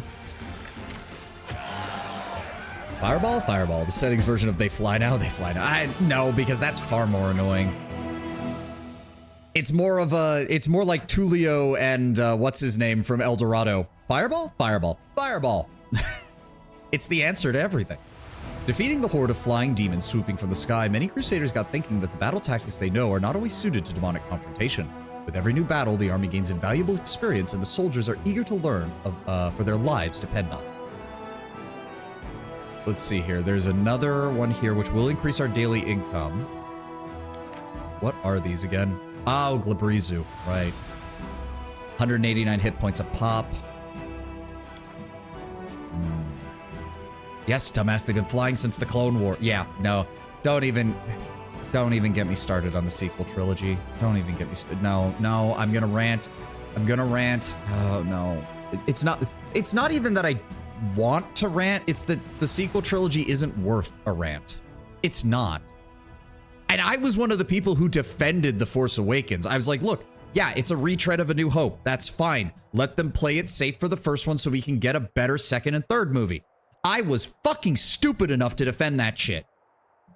And then The Last Jedi came out, and I still have not seen The Rise of Skywalker. I refuse to see The Rise of Skywalker. I don't care to see The Rise of Skywalker. Fuck them. This will clear out everything down to where her... No, you've got me thinking about it now. God, I hate that. The Force Awakens was fine, had some flaws, but the rest, yeah, unwatchable bullshit. Thank you. Yes, exactly. But it galls me, Tenwin, that I was one of those people who defended. It was like, look, yes, they're playing it safe. That's not a bad thing for something that they're putting new people on.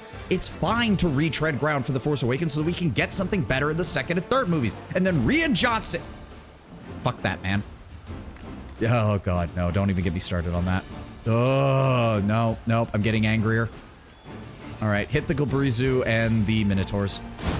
Fireball. Goodbye. And then we're going to shoot you. There we go. And then we're going to bring in the dogs. Ow! Okay, that's not good. That dealt how much fucking damage? That completely filled our infirmary. Holy shit. Okay, that's not good. Well, we need to deal with that. Lay on hands others. Please heal them. There we go.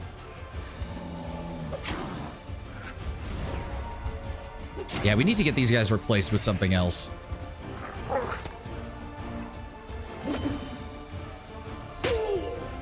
Okay, and then we're gonna cure wounds. Get these guys up just in case.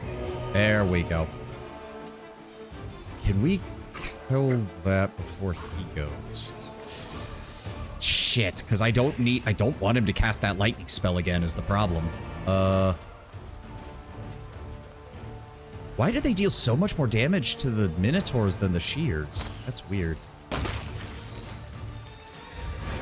Oh, thank God, they got a second turn. I don't know if we're gonna be able to do that. No, because we can't even reach them. He's gonna lightning bolt us again. Fuck! All right, okay, don't kill them, just weaken them. It's fine. Lay on hands others, get them back up. Go. Why the fuck are the Shears this difficult to deal with? Holy shit. Okay, we really need these guys to die. There we go, okay. Oh. 135 of our archers just suffered permanent nerve damage from being electrocuted twice. Good lord. We're in a really dangerous situation. Could you maybe tell me the best pilot, some of your plans here? Nah, hours day later. Why are you not trusting me? Yep. No, don't even. No, just stop. Just stop. I hate it. Oh, no. It's not worth it. It's just not worth it. The sequel, that's the worst thing, is like, it's just not worth it. It's not worth ranting about the sequel trilogy because they're just that bad. I can't bring myself to give a shit about them anymore. Like, yeah, years ago, I probably could have gone off on a massive rant. Maybe I will at some point. Maybe when I finally get down with this whole yapping thing properly, I could do just a full yap stream where I drink a couple of alcoholic beverages and just go to fucking town on how badly they fucked the sequel trilogy. And I don't want to hear any of the bullshit about John Boyega. Like, dude, we wanted you to succeed. Do you know how many people wanted you to be a fucking Jedi? We wanted you to be the main character. We wanted you and Rey to be the main character. We wanted it to be good after Force Awakens. We didn't blame you until you started mouthing off about the fucking Star Wars fans and claiming, oh, they're the real problem. No, everyone was desperately pulling for Rey and Finn to be a good fucking set of characters. And then it all fucking fell apart in the second movie and nobody gave a shit after that. The fact that they decided to find a way to use FTL travel as a weapon, the thing almost every ship could do, and would be weaponized instantly if this was plausible. Yeah, and then they desperately kept trying to be like, well, the reason it hasn't been done with this is because it's dangerous, and this, and that, and this, and that. It's like, you could have just not done it. You could have just not fucking done it. You could have come up with something else. Something else. Oh, don't even get me started on the combat in the second movie. Let's go back. The stupid bombers. The stupid fucking bombers. Oh, I fucking hate that. The army of Baphomet's cultists that had gained a foothold at Green Gates has been defeated. Ahead of the army, scouts rushed to the half-destroyed fort, looking vigilantly for ambushes and traps. The daily income increased by 200. Good. We're gonna fall back this way. Oh, that is the wrong way, apparently. That just leads to a dead end. Where are we? We could go to Green Gates. Are we a good level to do that? Is the question. How are we doing on resources? We've got a couple of material points. I need to save up because right now the important thing is we get this. We need to find the choke points. I know this is a choke point. This fortress, when we take it, is a choke point, and this is a choke point because pretty much all the demon armies have to come from one of those three directions to get to us.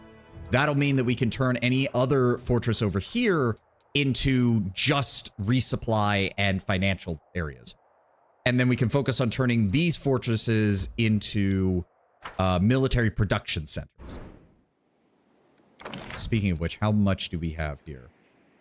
Yeah, because what we're going to want here, we're probably going to want supply centers. We're going to want a supply center, a watchtower, and then at least 2 of the garrison structures. In fact, I'm just going to go, let's just go ahead and get started on that garrison archery range right now, since we have enough material points for it. Archers are going to be the most important thing. Like, that's the sad part, is archers and mages. Archers and mages. The artillery support and fire support. That's going to be the most important thing that we can do.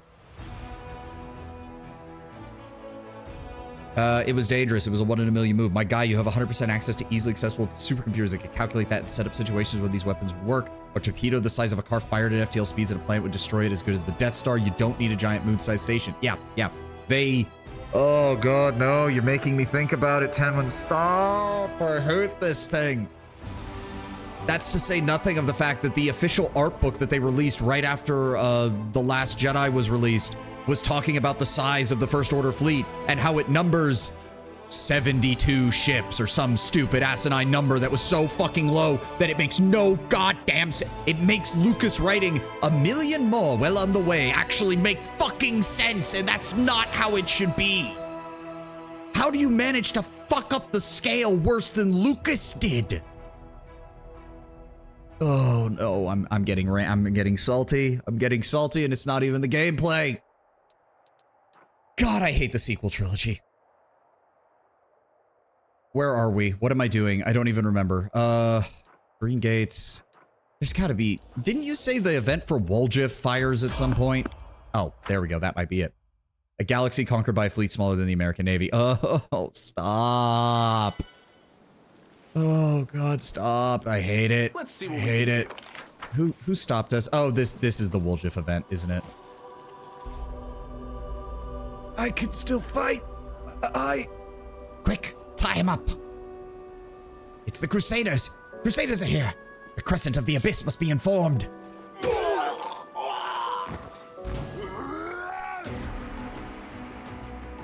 All right. Oh. Let's see here. Go after him. Yep, Darren, Arushale, Wendiwog, stay in the back. Ow. Who are they hitting? Oh, that's us. Nope, they're just all hitting the dog. Ulbrig just got hit for like 60 damage. Where the fuck? What is even... So, okay, so they just all targeted Ulbrig. Just every single enemy targeted Ulbrig, apparently. This is why I play in the turn-based mode. Also, that man died and is standing up. What have we got here? Some basic equipment, some glaives +1. Cultist heavy shield +1, breastplate +1. Okay, at least now we're starting to run into enemies that, you know, actually drop good shit. Me already. As compensation for the fact that the demons never fucking... Ulbrig heals for 6 hit points. Oh, right, because we're... Oh, right. We're near... Right, Vicinity of the Sword of Valor. So I don't even have to spend any spells. He'll just heal on his own. Like, really fast. Yeah, fast healing twice their mythic rank. Oh, that's great. Christmas preparations. As much as I love homemade sausage and smoked meat, I hate having to make them. Yeah, I made, I've made some homemade stuff as well. I did that for Thanksgiving, and I'll be doing it again when I actually get out to my family's place for Christmas. I can handle it. It's just how it is. But it is good stuff. The result is worth it? Absolutely. All right, you almost fully healed, Ulbrig? Thank you. Does that affect animals too? Yes, it does. Okay, good. What did they hit us with? Oh, prayer, right. Basic debuff.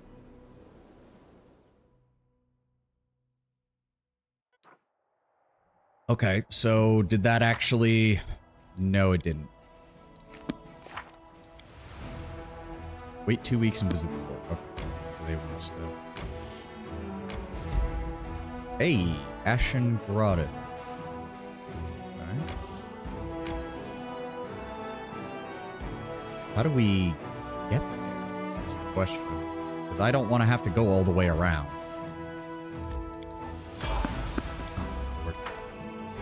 Mulled wine ribs, called glögg revben in Swedish, is one of the most delicious things in the world. That sounds good. That sounds good. Is it basically like a... Oh.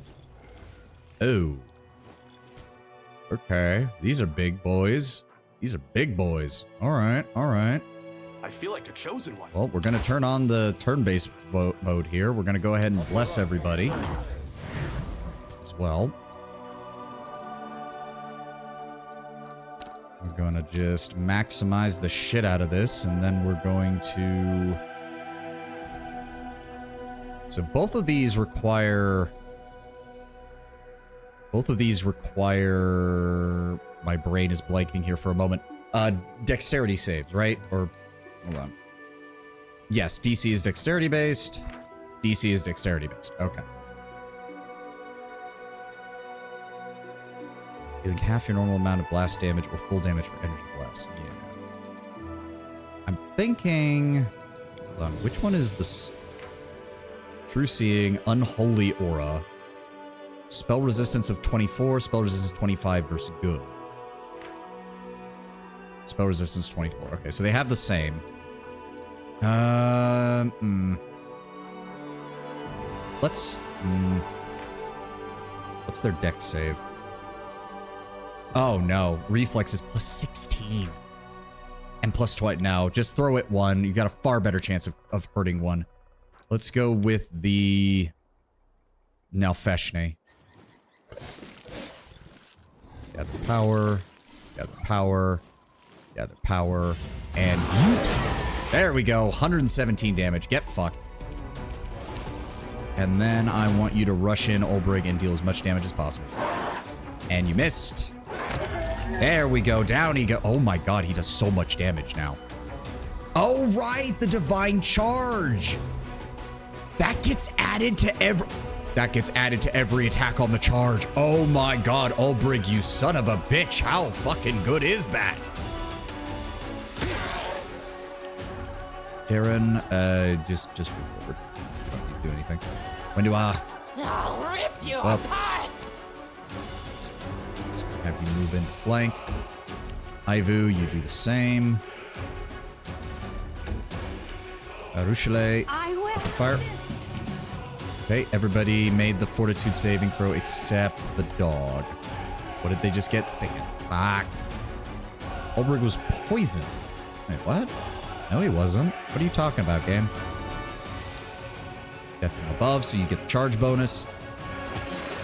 Oh my god, he does so much damage now. Now, if he would just stop missing the natural ones. Good god! It's like every time I get a full attack, one of them is going to be a natural one. It doesn't matter what it is. One of them is going to be a natural one. There we go. And we blenderized. Why is the fight not over?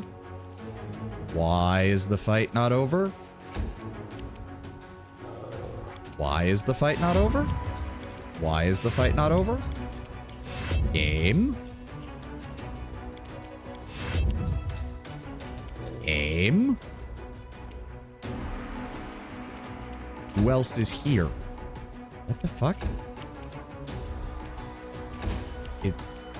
I'm confused. Is there something else here or not? There we go. Okay, an ash giant. Thank you. Death from above. God, I love... Okay, Ulbrich does so much damage. Okay, Ulbrich and Wenduan now do so much damage. They are never leaving my party. Demons wait. And again, we're still in range of the commander's banner, so we don't even have to worry about healing. Regil, why were you hurt anyways? Huh. All right, no gear from that, but plenty of good experience. Those are like the big thick ribs, not the thinner one. What we do is we boil them in mulled wine with a bunch of extra credit, then cook them in an oven, then cover them in a sweet mulled wine glaze. The meat falls off the bone. It's thick, juicy, sweet with an intense Christmas smell. It smells absolutely divine. The only negative is that long cook. Yeah, it smells like smells like American style slow cooked ribs, but you're gonna be you're doing the marinating using wine, which of course requires you to boil it because it gets rid of most of the actual water. Meanwhile, the actual wine flavors are getting absorbed by the meat. So yeah, it doesn't sound that different from how people do ribs in the U.S. It's just people in the U.S. don't think of that as a Christmas dish. That's for damn sure. Ribs are much more of a summer dish. Unless you're in the South, then they're whenever. Let's see. Ooh, Temple of the Good Hunt. Okay, nope. We have to go all the way over here in order to get there. I don't like that. Okay, more random encounters. The thing I do like with this game as opposed to Kingmaker's random encounters is that most of them actually feel like, okay, this is actually helping contribute to me making progress. Like, here we go. We killed a demon. That's something that our army might have trouble with. Oh, look, an Abyssal Huntress. Wait, what is an Abyssal Huntress? What are they, a Cambion? Yeah, Outsider Ranger. Okay. Yeah, Ranger's Bond even. All right. I see how things are. I am here all week. Well, let's see how well you hold up to when I throw a giant blue flame fireball at your ass. I like being able to spot the ambushes before they happen because then I can do this. You survived that. That's not good. Oh, there's two of you fuckers. Thank you, Regil. Just move up, Darren. Daisy. Oh, can't charge from there. Fine, move over here. Arushale, I'd really appreciate if you could kill that one. No, not quite enough. Windowalk. No move up. match for me. Ivu. How is that not perfect? Look at that. It's a perfectly straight line, but you can't charge. I hate the charge system sometimes. Oh, there's a lot of you fuckers. Okay, that's a problem. Oh, God. How many of you shits are there? All right, Ulbrich, start by helping us out here, and then I'll have you charge them. You should be able to kill the Dyrachni. There we go. Darren, I would actually really like it if you could summon up some cannon fodder that will hopefully help distract them. Or you can summon the bare minimum and cause problems for me. Thanks, Gabe. Ow! Okay, well, shooting Ivu, that's not the worst. Okay, well, it's a good thing we have... I don't know what mod is modifying the movement distance, but... Ow. Okay, good. At least Regel's AC is decent. Desna, guide my hand. Oh, there's another one. Shit. Windwog. Did she just miss like 3 times in a row?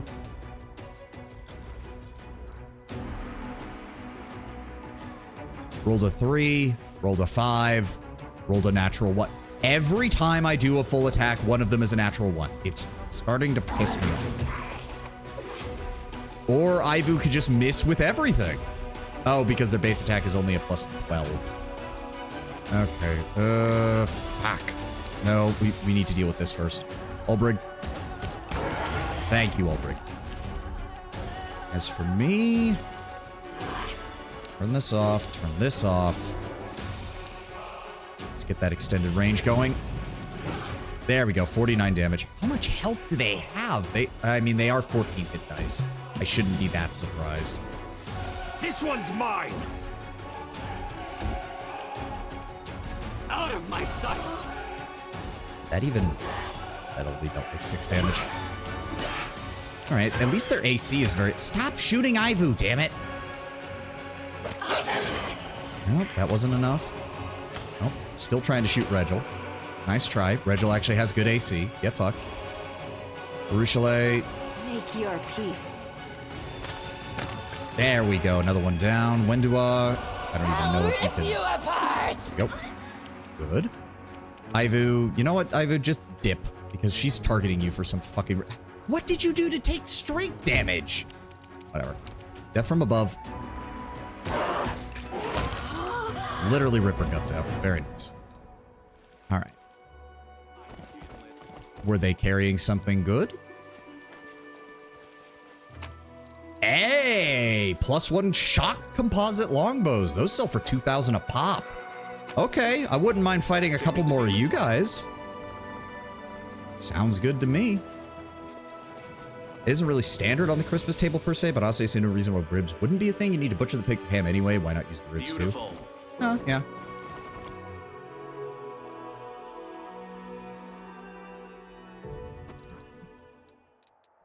Where was I going?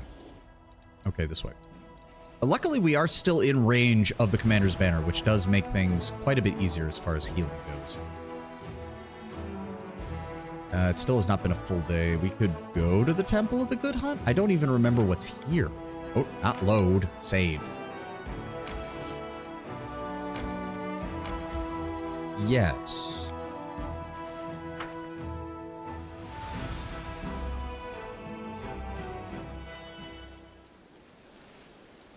And immediately we're fatigued. Why am I fatigued? I have the highest constitution of this whole group. Oh, because I'm medium encumbered. That's why. Fuck. Let's see what we can do. Well, to be fair, it's not like fatigue really affects me that much. Also, Ivu, why are you not healing? You should be healing. Sword of Valor grants companions fast healing equal to twice their mythic rank. Because he doesn't count as being mythic, does he? But no, the dog with Darren doesn't count, but he was healing earlier, so why isn't Ivu? That doesn't make any sense. Also, can we just get a basic restoration lesser, please, and get this strength penalty off of him? Please. Thank you. Yeah, I don't know why he's not... I don't know why he's not healing. What have we got in here?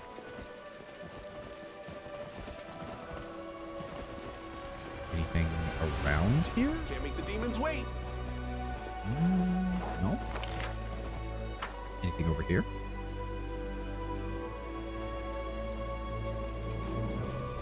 Beautiful. No. I mean, it's obviously an Erastil temple.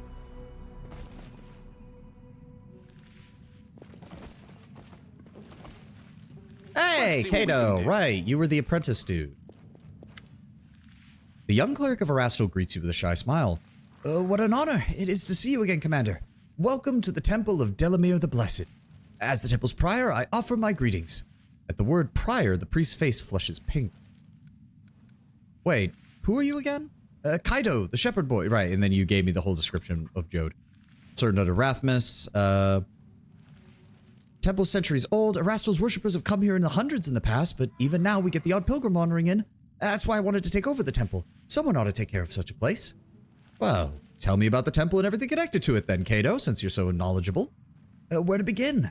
The temple is dedicated to Delamere. I mean, of course, it's the temple of Erastil, but Delamere was the prior of the temple. I am the prior of the temple. She is the Blessed Mother Superior, the patroness.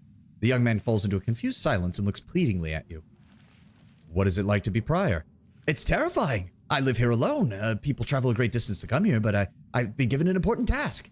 And here in the Whirlwind, these temples are needed more so that people don't lose their faith. So that doesn't stop my legs shaking in terror, of course. When I think of my teacher Rathamus, rest his soul, I just feel like running away. I swear I should have run long ago, but one thing keeps me here. Erastil would not have granted me these spells for no reason. I can't let him down, or the people. Can't let them down either. The place frightens you, but you're still here. Be proud of the fact that you're showing some strength. Erastil's with me. If my faith is strong, his antlers will protect me from the evil of the demons. He won't let them devour me. He smiles bashfully. All right, tell me about Delamere then. She lived in these parts back when Sarkoris was still standing. She was a priestess of Erastil, and the Kellids had deep respect for her hard nature and her unshakable faith. Erastil blessed her with various wonders, and the common folk knew that she could stand up for them. Delamere did not like the city life, and she said that cities encourage vile deeds and corruption of the soul. She said that people ought to live in small clans where everyone knows everyone and where all are kin, and where every person has a duty to the rest. You can't hide your sins in a village. In a village, everyone knows what kind of person you are. Surprised Olbrich didn't perk up at his description of this. She had a revelation, and she would travel around the villages and see how many people lived there. If any settlement had more than 53 souls, she drove out the rest and told them to settle elsewhere. That sounds unusually authoritarian for a cleric of Erastil, but okay. Because otherwise the villages would be grown and turned into small towns. Her methods were harsh, of course, but people still listened to her because Erastil himself was on her side. Okay, she sounds like a dick. She had an edge to her. She single-handedly chased off a whole band of marauders that threatened the villages. Oh, I remember hearing stories about that one. Delamere was a strange one, all right. She wasn't wrong about cities, don't get me wrong. They're dung heaps, and the people who live in them are swindlers through and through. But she's got no right telling people how they should live. If she tried anything like that in our village, she'd have been sending running straight back to Erastil. After she died, the temple was built in her honor, in the place where Erastil gifted her with his relics. They say it was here that a white stag emerged from the forest and spoke to her in a human voice, telling her that she should hunt it, because it was the will of the Lord Erastil. Delamere tracked the stag for 3 days and 3 nights through the forest, and when she finally ran it to ground, she made the antlers into a bow and its hide into armor. A bow that never misses, and Erastil himself blessed the armor so that it repels the strikes of her enemies. A fine hunter with a harsh temper, tough and successful. Better yet, someone who was morally opposed to those living in the stinking piles that uplanders call cities. Ah! She sounds just like... You're nothing like her. Kato, don't take anything personal by it. She's literally just saying that this priestess was pretty fucking awesome, so just take the compliment. Did she really drive people out of her villages? That seems ridiculous. Kato heatedly responds, his voice trembling in anger. It's not ridiculous.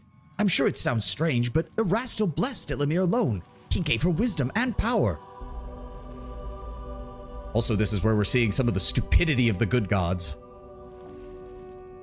And to be fair, it's not like Abadar's much better. Abadar's just the opposite side. Why would you live in a dunghole of a village? Move to the city!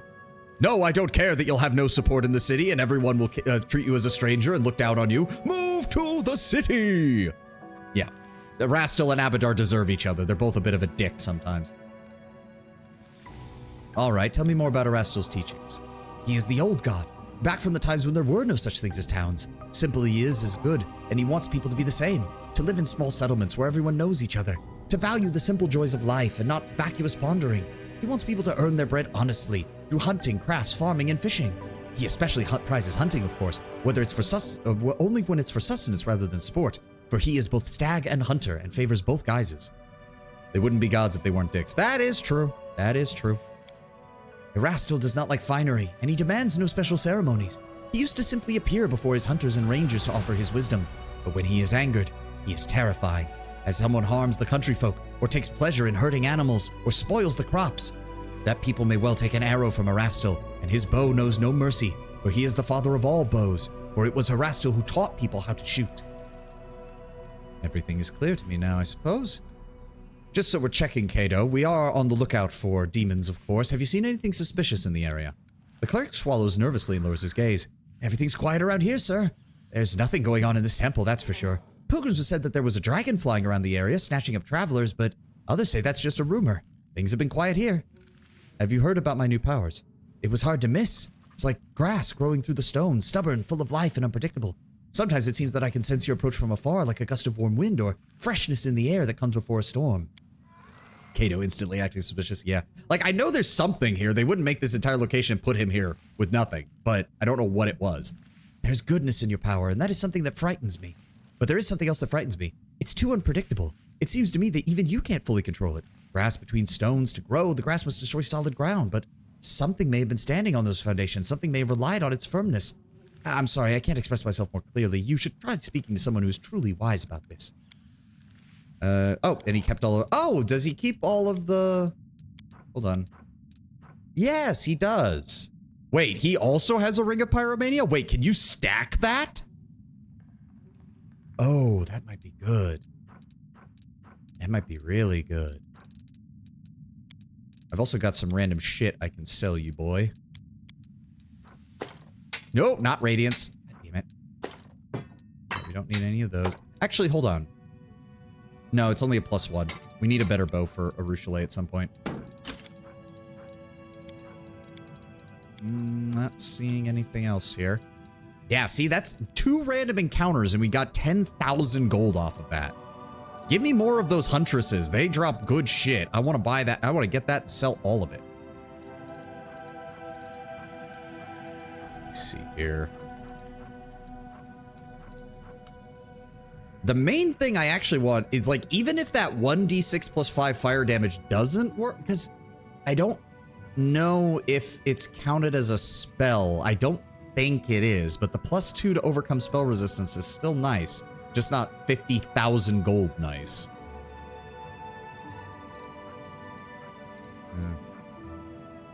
Do you have anything else? Oh, you do have the basic kits. Actually, yeah, we should invest in those at some. Piercing Metamagic Rod, Intensified Metamagic Rod.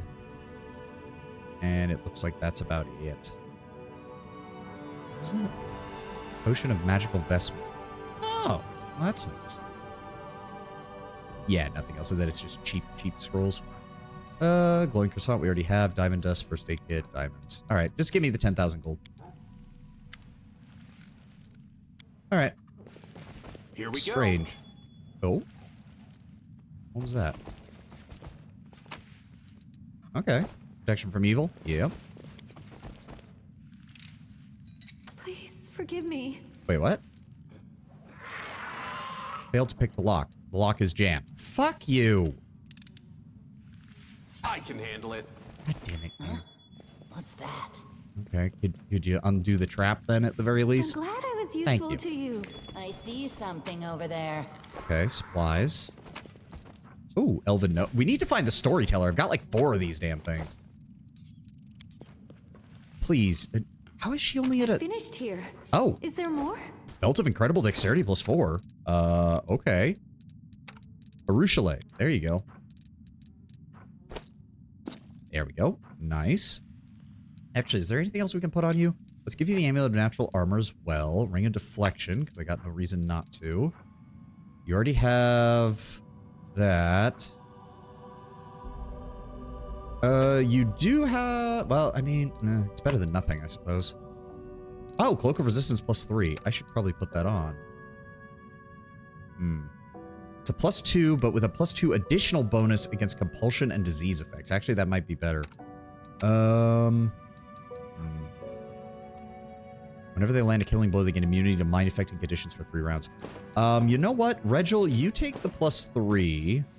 Wendua, I'm going to give you that one because you're often one of the people who kills things, and making sure that you're immune to Charm Person would be kind of nice. Can't make the demons After what wait. happened in the middle of that vampire fight. It says you were a fresh breeze on the wind. Nah, that's just my Old Spice deodorant. I'm on a horse.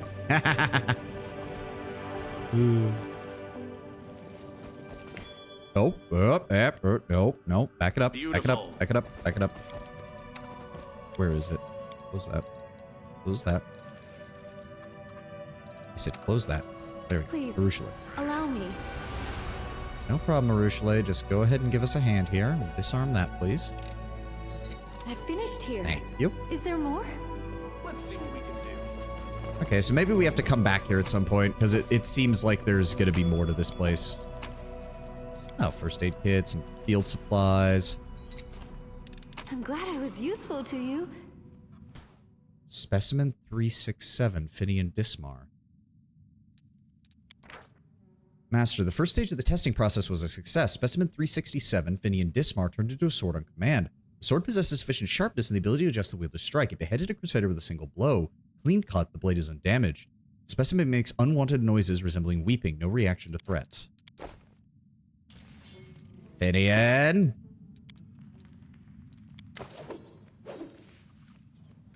Oh god, we have I forgot to talk to him about all this.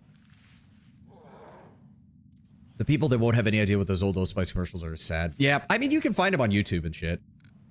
Hail to the adventurers. You know, I never regretted following you. Everyone seems to resolve around you like beavers in a mill wheel. I'll have to write a report to my report to the Pathfinder Society. Although thinking on it, it's been a while since I last sent any of my reports. I want to talk to you. Sure, go ahead, though I don't really have anything noteworthy. You do realize that you're a weapon. What sort of question is that? I mean, sure, clerics keep going on about how every crusader is a weapon of Iomedae. But I don't think of myself in such fancy terms. I'm just a lad with 2 arms, 2 legs, and more freckles than I'd like. I choose where I go and whom to fight, and I don't want to be someone's weapon, you hear? Eridan's dead, now everyone decides their own fate.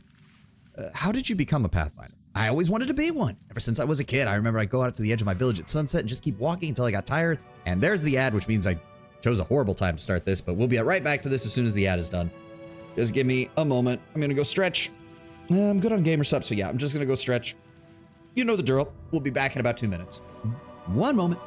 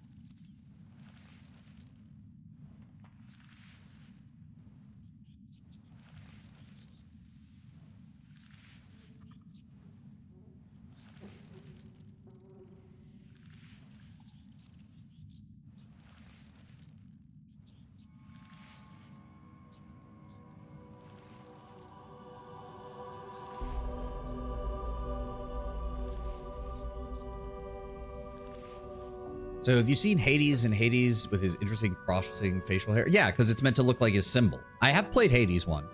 Yeah, I've beaten Hades. Well, I've played through most of the story. I didn't repeat the ending enough times to get like the full ending because that takes you winning a lot. Good game, though. Where were we? My clan isn't the nomadic type. Before the wound opened, the idea of traveling anywhere would never have crossed the minds of any of my clan. They were content with their community and their patch of land, but I always wanted to see what lay beyond the bend in the road, over that familiar hill. I hope Ulbrich talks with Finian, because they're both from Sarkoris. My father, he wanted to teach me to be a shaman like him, but as soon as I came of age, I went off to the Pathfinder Society and I found it. It is. After 3 weeks of travel on foot, I passed their trials and they accepted me. My father hasn't spoken to me since, but that's all right. Once he hears of my great deeds, he'll come around. All I wanted to do was rush off to some faraway land and find a treasure trove no one else had discovered, but I knew I had a duty to my homeland. When the wound opened, the demons and the havoc, in the end, never went anywhere. But as soon as things calm down, I'm going to explore all of Aslant. I've already decided. Great ancient ruins, that's my kind of life. Being surrounded by the wreckage here is depressing, I'm sure you'll know. Do you remember anything before you ended up in Canopus? Yeah, did you notice he doesn't have a beard? That's just his glorious mustache. Yeah. Because remember, the Greeks were very particular about their beards. There was like only one style of beard that wasn't seen as barbaric. So it is kind of fitting that it's like, okay, well, Hades doesn't have a beard. He has a mustache, a glorious mustache. And to be fair, I don't think the Greeks were very big on mustaches either, but hey, it still kind of fits. There's uncertainty in Finian's voice. A lot of things happened. I mean, I remember how everyone was when the Wardstone was placed, and that was one hell of a celebration. Finian is silent for a few moments, and I remember when the cultists took me. They cut down my whole party and dragged me to their ringleader. Don't know his name, just that he was called the Bladesmith, and after that my memory gets a little fuzzy, but he didn't sacrifice me or anything, just knocked me around. Said he'd been looking for a phantom blade for a long time, and I don't remember why. How I escaped, that I can't remember. But I do know some crusaders picked me up in the wound and brought me to Canopus, and that's where I was staying, licking my wounds. There was just a mix-up. I bet most people just think I'm dead. Why else would none of them contact me after all this time? The Wardstone was placed decades ago, Finian. That's rich. Next you're going to tell me I've been sleeping for decades. Oh, last year that was. Well, I mean, maybe the year before last, but I wasn't wandering the wound that long. I'd have either been dead or an old geezer by now. Quit messing with me. Finian, you're not human anymore. Finian's voice now starts to sound concerned. Hey, are you feeling all right, man? Maybe you need to have a lie down. I mean, I'm standing right in front of you. Poke me if you like. I'm as human as they come. Or do you think my travels have wore me down so much that I become an animal? Nope, not happening. My folks taught me to stay human no matter the circumstances. To remember who I am, to never shame my ancestors. I just noticed it today. I thought he had an impressive beard, but just being his mustache somehow makes it more impressive. Did you or Ted have any lore questions I missed? I don't think so. No, we mainly just been dealing with this. How are you still able to commune with the spirits? Maybe I can. They don't really answer to me. I'm still a spiritualist by Phantom Blade, my power's within me, but I have this feeling that I've been separated from the spirit world by some kind of transparent wall. I keep knocking, but no one can hear me, I think. He forces a chuckle. Yes, all that Bladesmith's torture did do a number on me. Guess he broke something.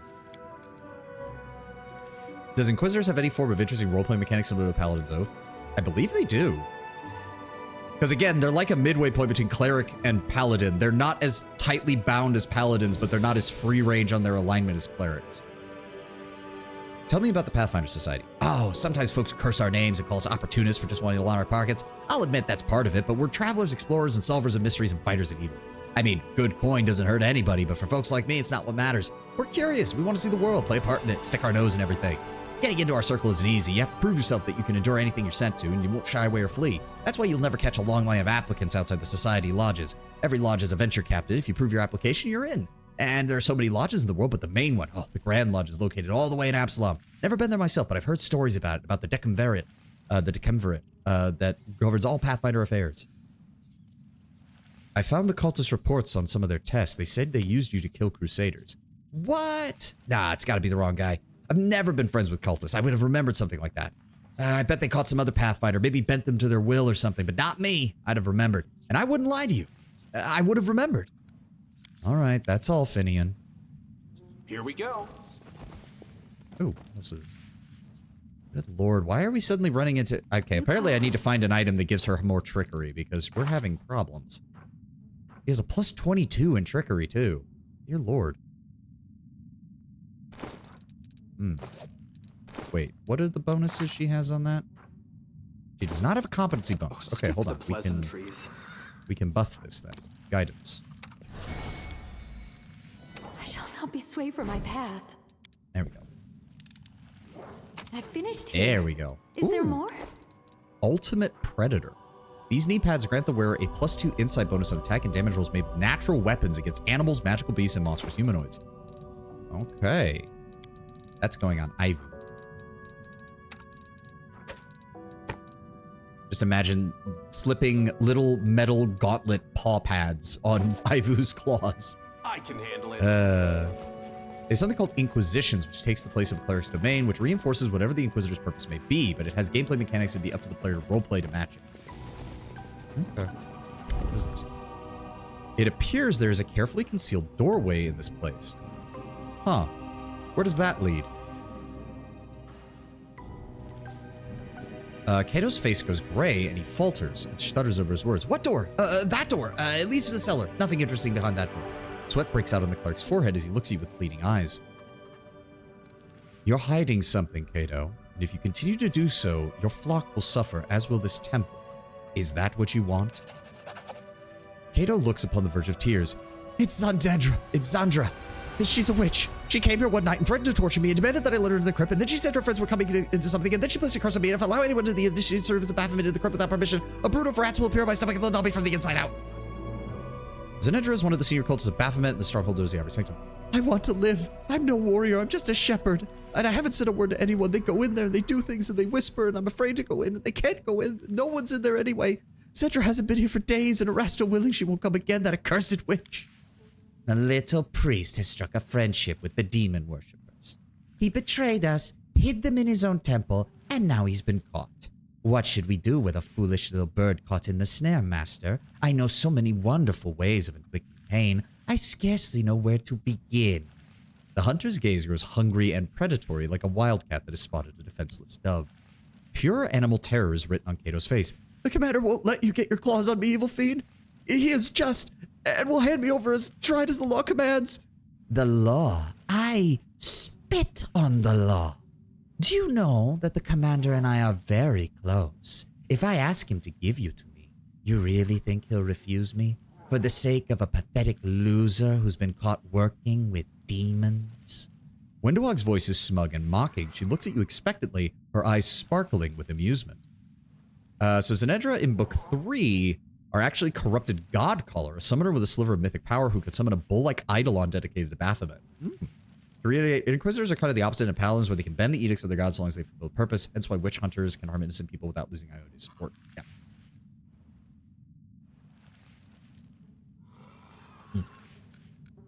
Wink at Wendowog. Interesting, my dear. What would you do to him? The hunter gives you a barely perceptible nod of approval and then eagerly speaks. I'd kill him, slowly. We could start by stringing him up by his hands and feet above a bonfire, and I would throw the logs on it that have been steeped in salt water for 5 gongs. If you cover the victim in large, well-aired fur, they can survive for days. And the meat, well, the meat becomes more tender until it just falls off the bone. A good, interesting way to kill. What about you? How would you do it, master?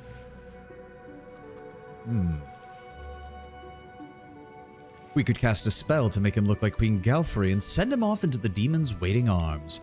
And let the demons have all the fun? Oh, not my style, master. Why give our enemies such a gift?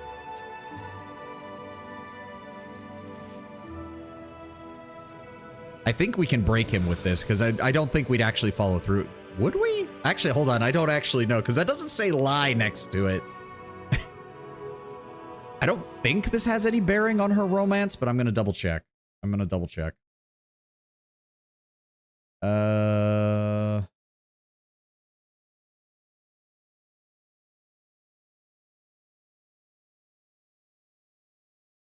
At some point, no. No.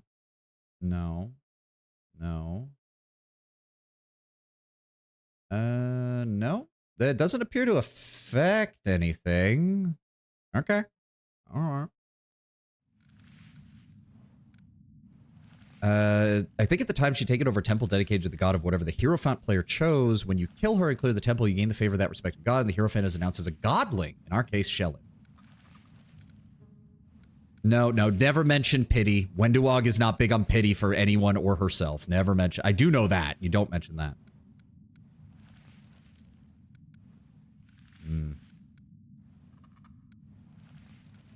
See, the only reason I think this is still bluffing is because there's no alignment option.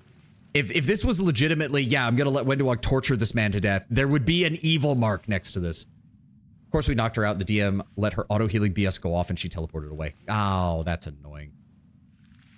Fine, Wendu. Take him and do what you want. Commander, please don't hand me over to this monster. Wenduog spits on the floor in disgust. There is nothing more revolting than a man sobbing like a child. Even the thought of touching you now turns my stomach. You hear that now, maggot? You're not even worth the time it would take me to come up with a good execution for you. How do I get into the crypt? The cleric's resistance is hanging by a thread. His lips are trembling and his voice drops to a whisper. I have the key.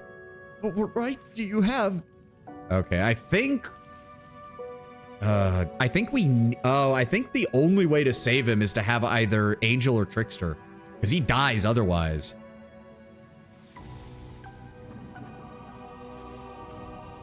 No, I mean, it still kind of flows well because we did choose the wink at Wenduog because it's basically saying, like, I'm not going to tell you not to do it, but I'm also not going to let you do it, and I think Wenduog got that.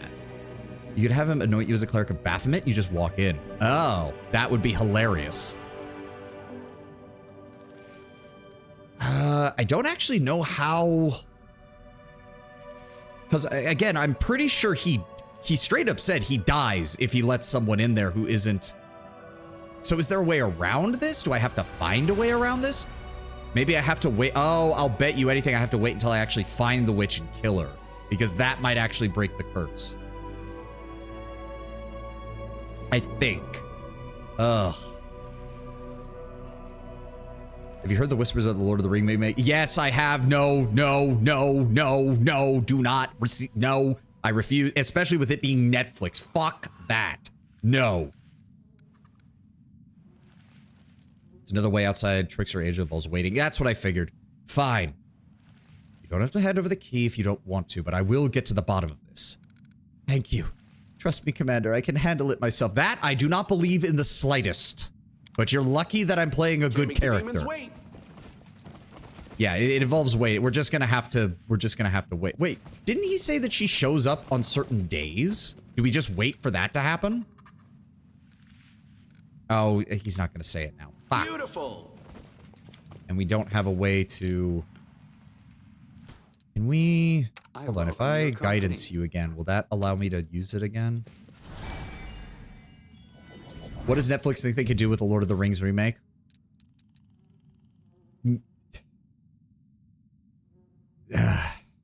Be assholes. That's the only answer I have for you. I will prove my worth. Oh, is this literally locked forever now? Whatever this was? Fuck! Let's see what we can I do. hate that. Can we rest here? Because I am fatigued. Or does it... Is this place seriously not... Yeah, it doesn't count as protected. That's kind of annoying. We are literally in a temple to Erastil. Nah. Whatever. Here we go.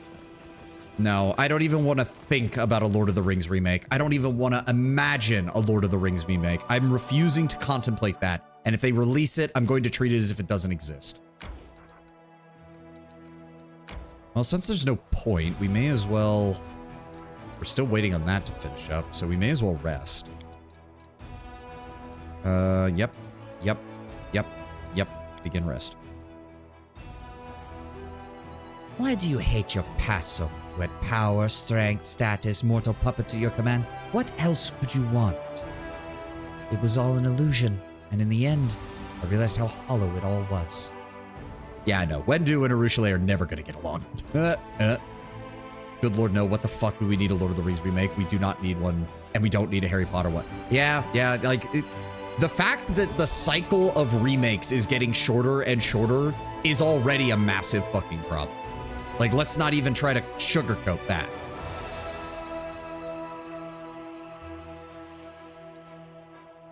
Okay. What is this? Commander's party teleport to the target fort which the teleportation circle is built. Amplify resistance. All units in the army gain 5 plus mythic rank divided by 2 bonus on all saving throws. This effect lasts for 1 day. Oh, that's good. Who's down here? This will increase our daily energy income and it'll deal with these undead. And then we can hopefully push past the demonic fortification as well. Nope, don't let them retreat. Run them down. The Fifth Crusade will not broke the survival of our enemies.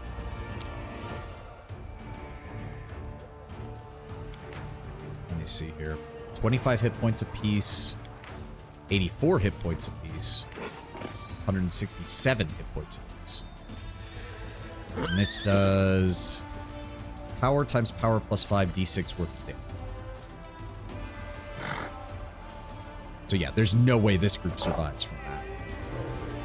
Alright, let's vaporize you then. Personally think Alcat went a little too hard on the evil party members, especially Camellia and to a lesser degree Wendewog. On the same time, I think part of that was intentional. They wanted you to have some interesting options, especially if you did decide to go an evil mythic path. So I can understand it.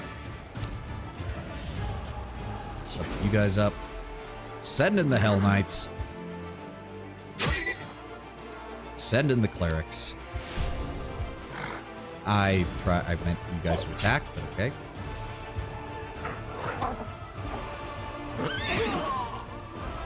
Well, finish him off. No need to waste any more magic. Really? That's it? That's fine. Redemption was a recurring theme in the original Wrath, and create characters like Regil, Camellia, and Wendewog come off a bit as stubborn players who had a premise they wanted and refused to step down from it. I mean, from what I've heard, you can't really redeem Wendewog, but you can at least make her a better person.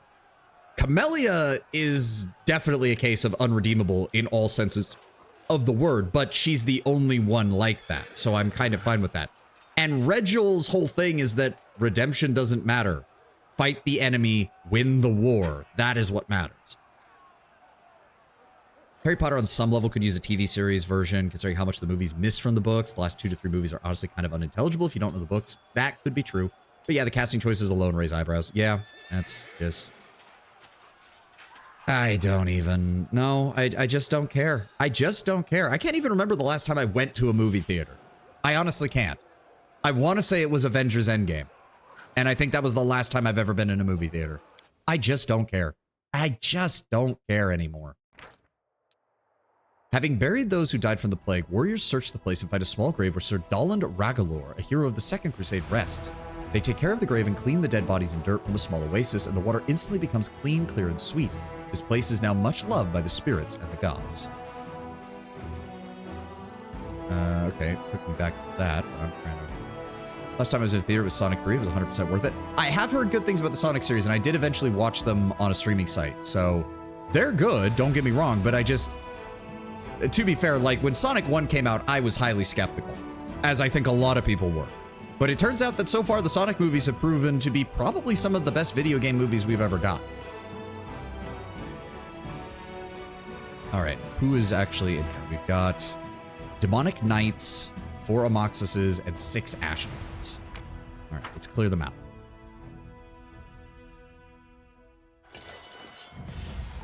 Oh, what is he casting? Summon... Oh, he summons the Babao. Okay, well, thank you for all clumping up, though. Get fireballed. I'm just imagining that they're in the fort, they're prepared, and they're like, we can take on these crusaders, and they sally forth, and then my general and an army of mages just lob thousands of fireballs at them until everything is dead. That entire demonic garrison wiped out, just gone. Having Snape played by a person of cover is a brave choice. Not only must be extremely tough to be compared to freaking Alan Rickman, but it means that in context of the stories, it means that Harry's dad actively targeted a person of color for intense bullying. And I can't help but imagine it won't accidentally imply that Harry's dad was a racist. He's already struggling with bullying jock label. Yeah, like, you already had some unfortunate implications regarding Harry's father, but the entire point was that he grew out of them and became a better person. But with the way most people view that kind of bullying, you literally will be unable to redeem him in a lot of people's eyes. And they will wonder why. First of all, why in the hell would you do that? Like, what baffling fucking decision decided to be like, yes, let's make Harry's father completely irredeemable and a racist asshole? Why? What does that serve?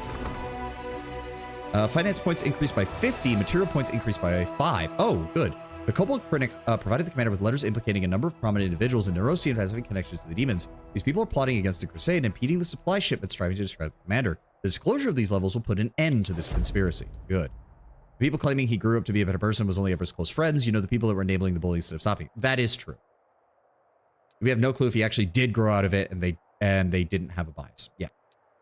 Well, again, okay, hold on. On the other hand, Tenwin, on the other hand, from the perspective of a children's book, we should probably consider that they were mostly correct.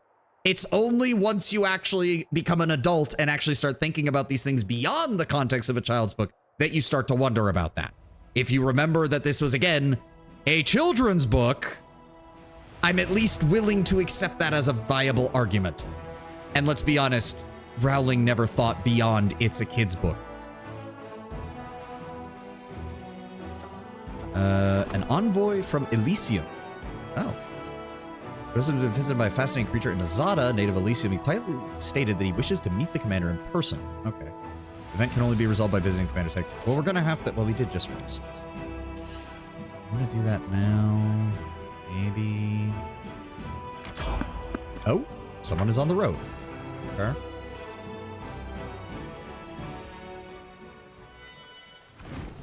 Oh, shit. Oh, I thought this event only happened if Greybor was here. Fuck.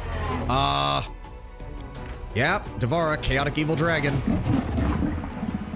And it looks like it's... Oh, God, it has a permanent displacement effect. Oh, that's not good. Why the fuck does it have displacement? Also, you can tell that it's mutated, because that is not how a dragon's face is supposed to look. But apparently the past wizards just shout on the floor and then use magic to vanish it, instead of J.K. Rowling just deciding to have wizards do plumbing, or, you know, have outhouses. Again, no, don't delve into the world building for fucking Harry Potter's universe. It doesn't make sense. It straight up doesn't. Because Rowling never thought of it beyond this. This is not Tolkien, who came up with the universe first and then wrote the story. This is Rowling. She's been making it up since she started. Devara jumps you if you travel west. I forgot about that. Shit. Scatter. Because I know that you can't actually kill her here. All you can do is she runs away after like a turn or two. Ulbrig, distract her.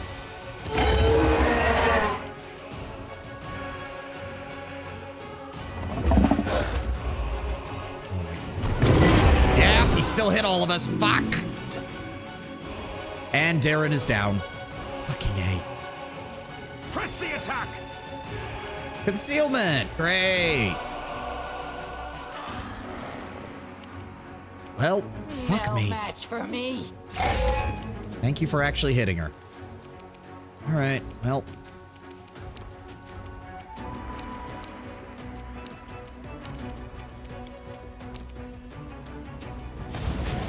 Oh shit, I actually did damage to her.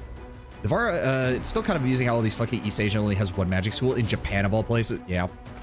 So Devara is actually a wound worm, not chromatic or metallic. She is an offshoot of Dragonkind whose physiology was changed by the Abyss's energy. In our game, she had a whole ass lair we pulled up. I mean, I know eventually you do go to her lair to fight her. We are just not high enough level for this shit at all. Okay, good. We got her to run away. Fuck. Okay, well now we're definitely going back to Dresden to rest. Fuck me.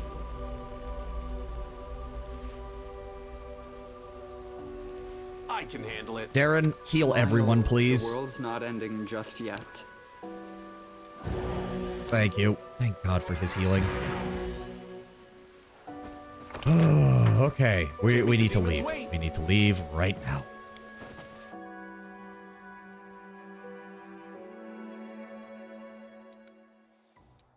I also love whether to point out that Harry Potter universe would not remain secret for much longer. It's like 15 years after the end of Harry Potter, with social media blossoming and young Muggle-born wizards starting to demand the attention, revealing magic over and over, and the wizarding world is notoriously unaware and disconnected from the Muggle world, meaning that they would not have a chance in hell to contain it. Yeah, no, like Harry Potter as a whole is just a product of the mid to late 90s environment that it was written in, and that's like there's no other way to say it. It's almost like setting your story in the modern day can have a lot of problems as soon as that modern day moves on. Oh, do not tell me that this is another ambush with the fucking archers. No, but there is another ash giant up there. Okay, so there's two of them here. What's going on here? Give me a second. Do this, full power. Give me an AoE. We know the other one's right there, so let's drop it right on their heads. And boom. Please tell me you got both of them. We did. One of them's made the check, the other didn't. Okay, that's fine. Undo, move up. In tabletop, she actually had a funny ability where she draw in opponents to her bite attack with a wind tunnel. Normally, it would disrupt range attacks, but alchemist bombs are on contact, so I gave her the Dodongo treatment. Just shoved the bomb right down her throat. Devara would cheat at card. Jessica mentioned Devara would cheat at card games. When we fought her at one moment, she had the Magus in her jaws and Barsha. Jessica says you cheat at cards, and Devara was so offended she shouted "What?" and dropped the Magus. That's actually pretty fucking hilarious. No, actually. Ivu, just, move on. Ulbrich. Charge. Charge and kill. A nat 1. There's always a nat 1. I have multiple attacks, and I have a chance to hit on anything other than 2, and we're still rolling nat 1s. I hate this game sometimes. Desna, guide my hand. Go. And you. And then long range maximize blast. Did we hit him? Yes, we did. Good. I will see to your demise. Wendu. They'll beg me to stop. You. Ivu, can you actually hit him from up here with your breath weapon? Good. Doesn't do much, but hey. Ulbrig, death from above. I do love Ulbrig does so much damage now. Oh, hi, Mr.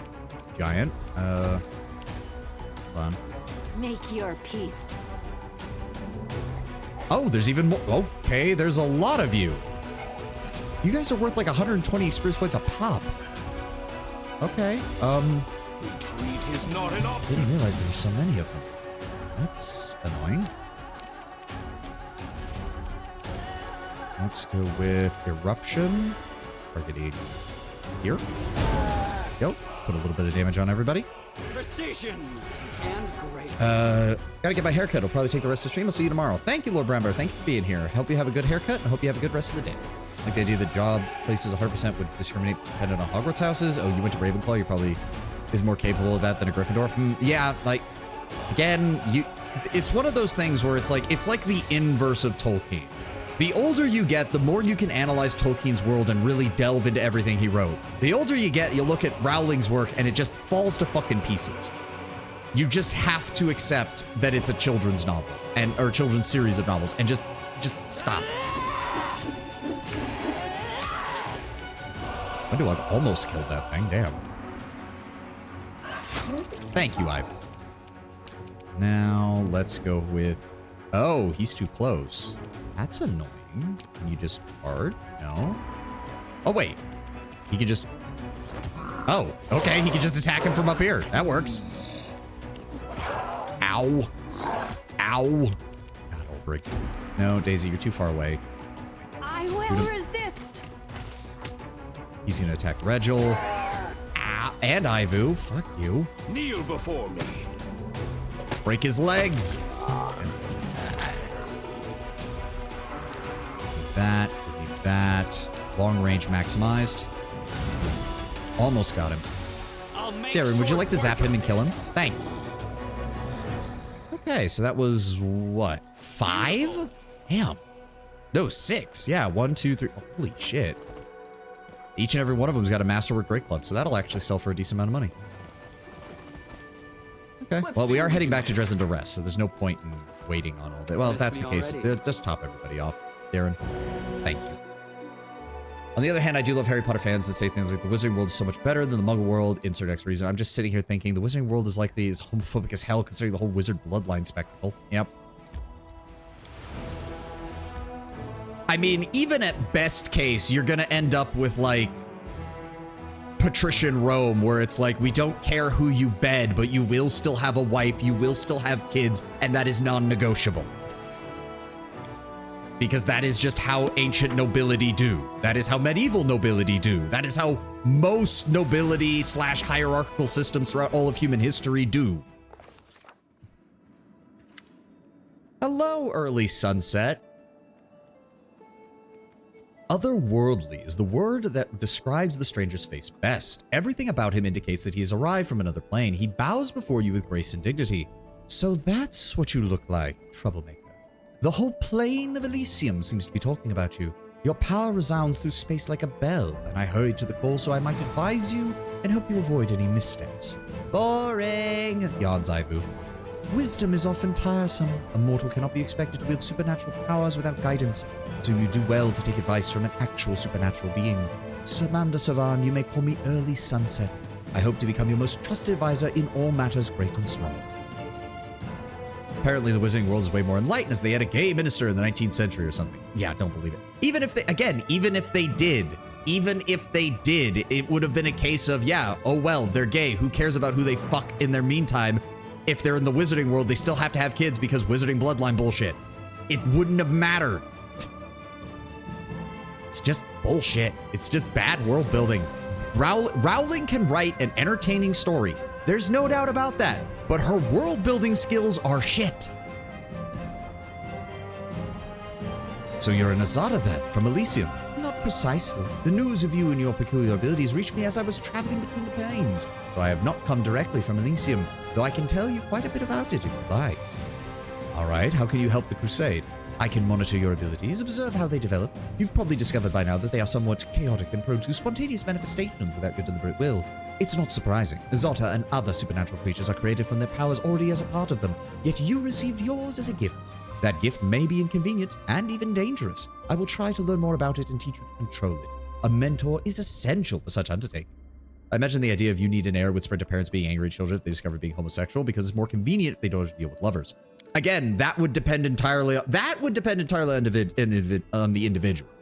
Because we do have a lot of cases from places like ancient Roman stuff where it's like, hey, you can be seen with whoever you want in public, but you're gonna have a kid and you're gonna have a wife or a husband in the case of lesbians, I guess. That's just non-negotiable. Now, the level of tolerance there fluctuated. There were periods in ancient Rome where nobody really gave a shit, and then there were periods in ancient Rome where even if you tried to keep it on the down low, if people found out, you were still gonna get publicly humiliated at best and possibly ruin your entire life and the life of your lover at worst. Depends on how intense the sanctity of marriage is in the Wizarding World, which was never clarified. Yep. If you're, hold on, the Charlie voice. Charlie, if you're really a good mentor, then you should teach the fun stuff. You know, things like how to make a pretty picture on berry jam with whipped cream. Ivu licks her lips. Not this boring stuff. So what do you know about my power then? It is unique, no doubt about that. Everything seems to suggest that you are somehow wielding the powers of the mightiest Azatas. Mortals possessing such gifts may reach extraordinary heights in sorcery, but your abilities are on another level entirely.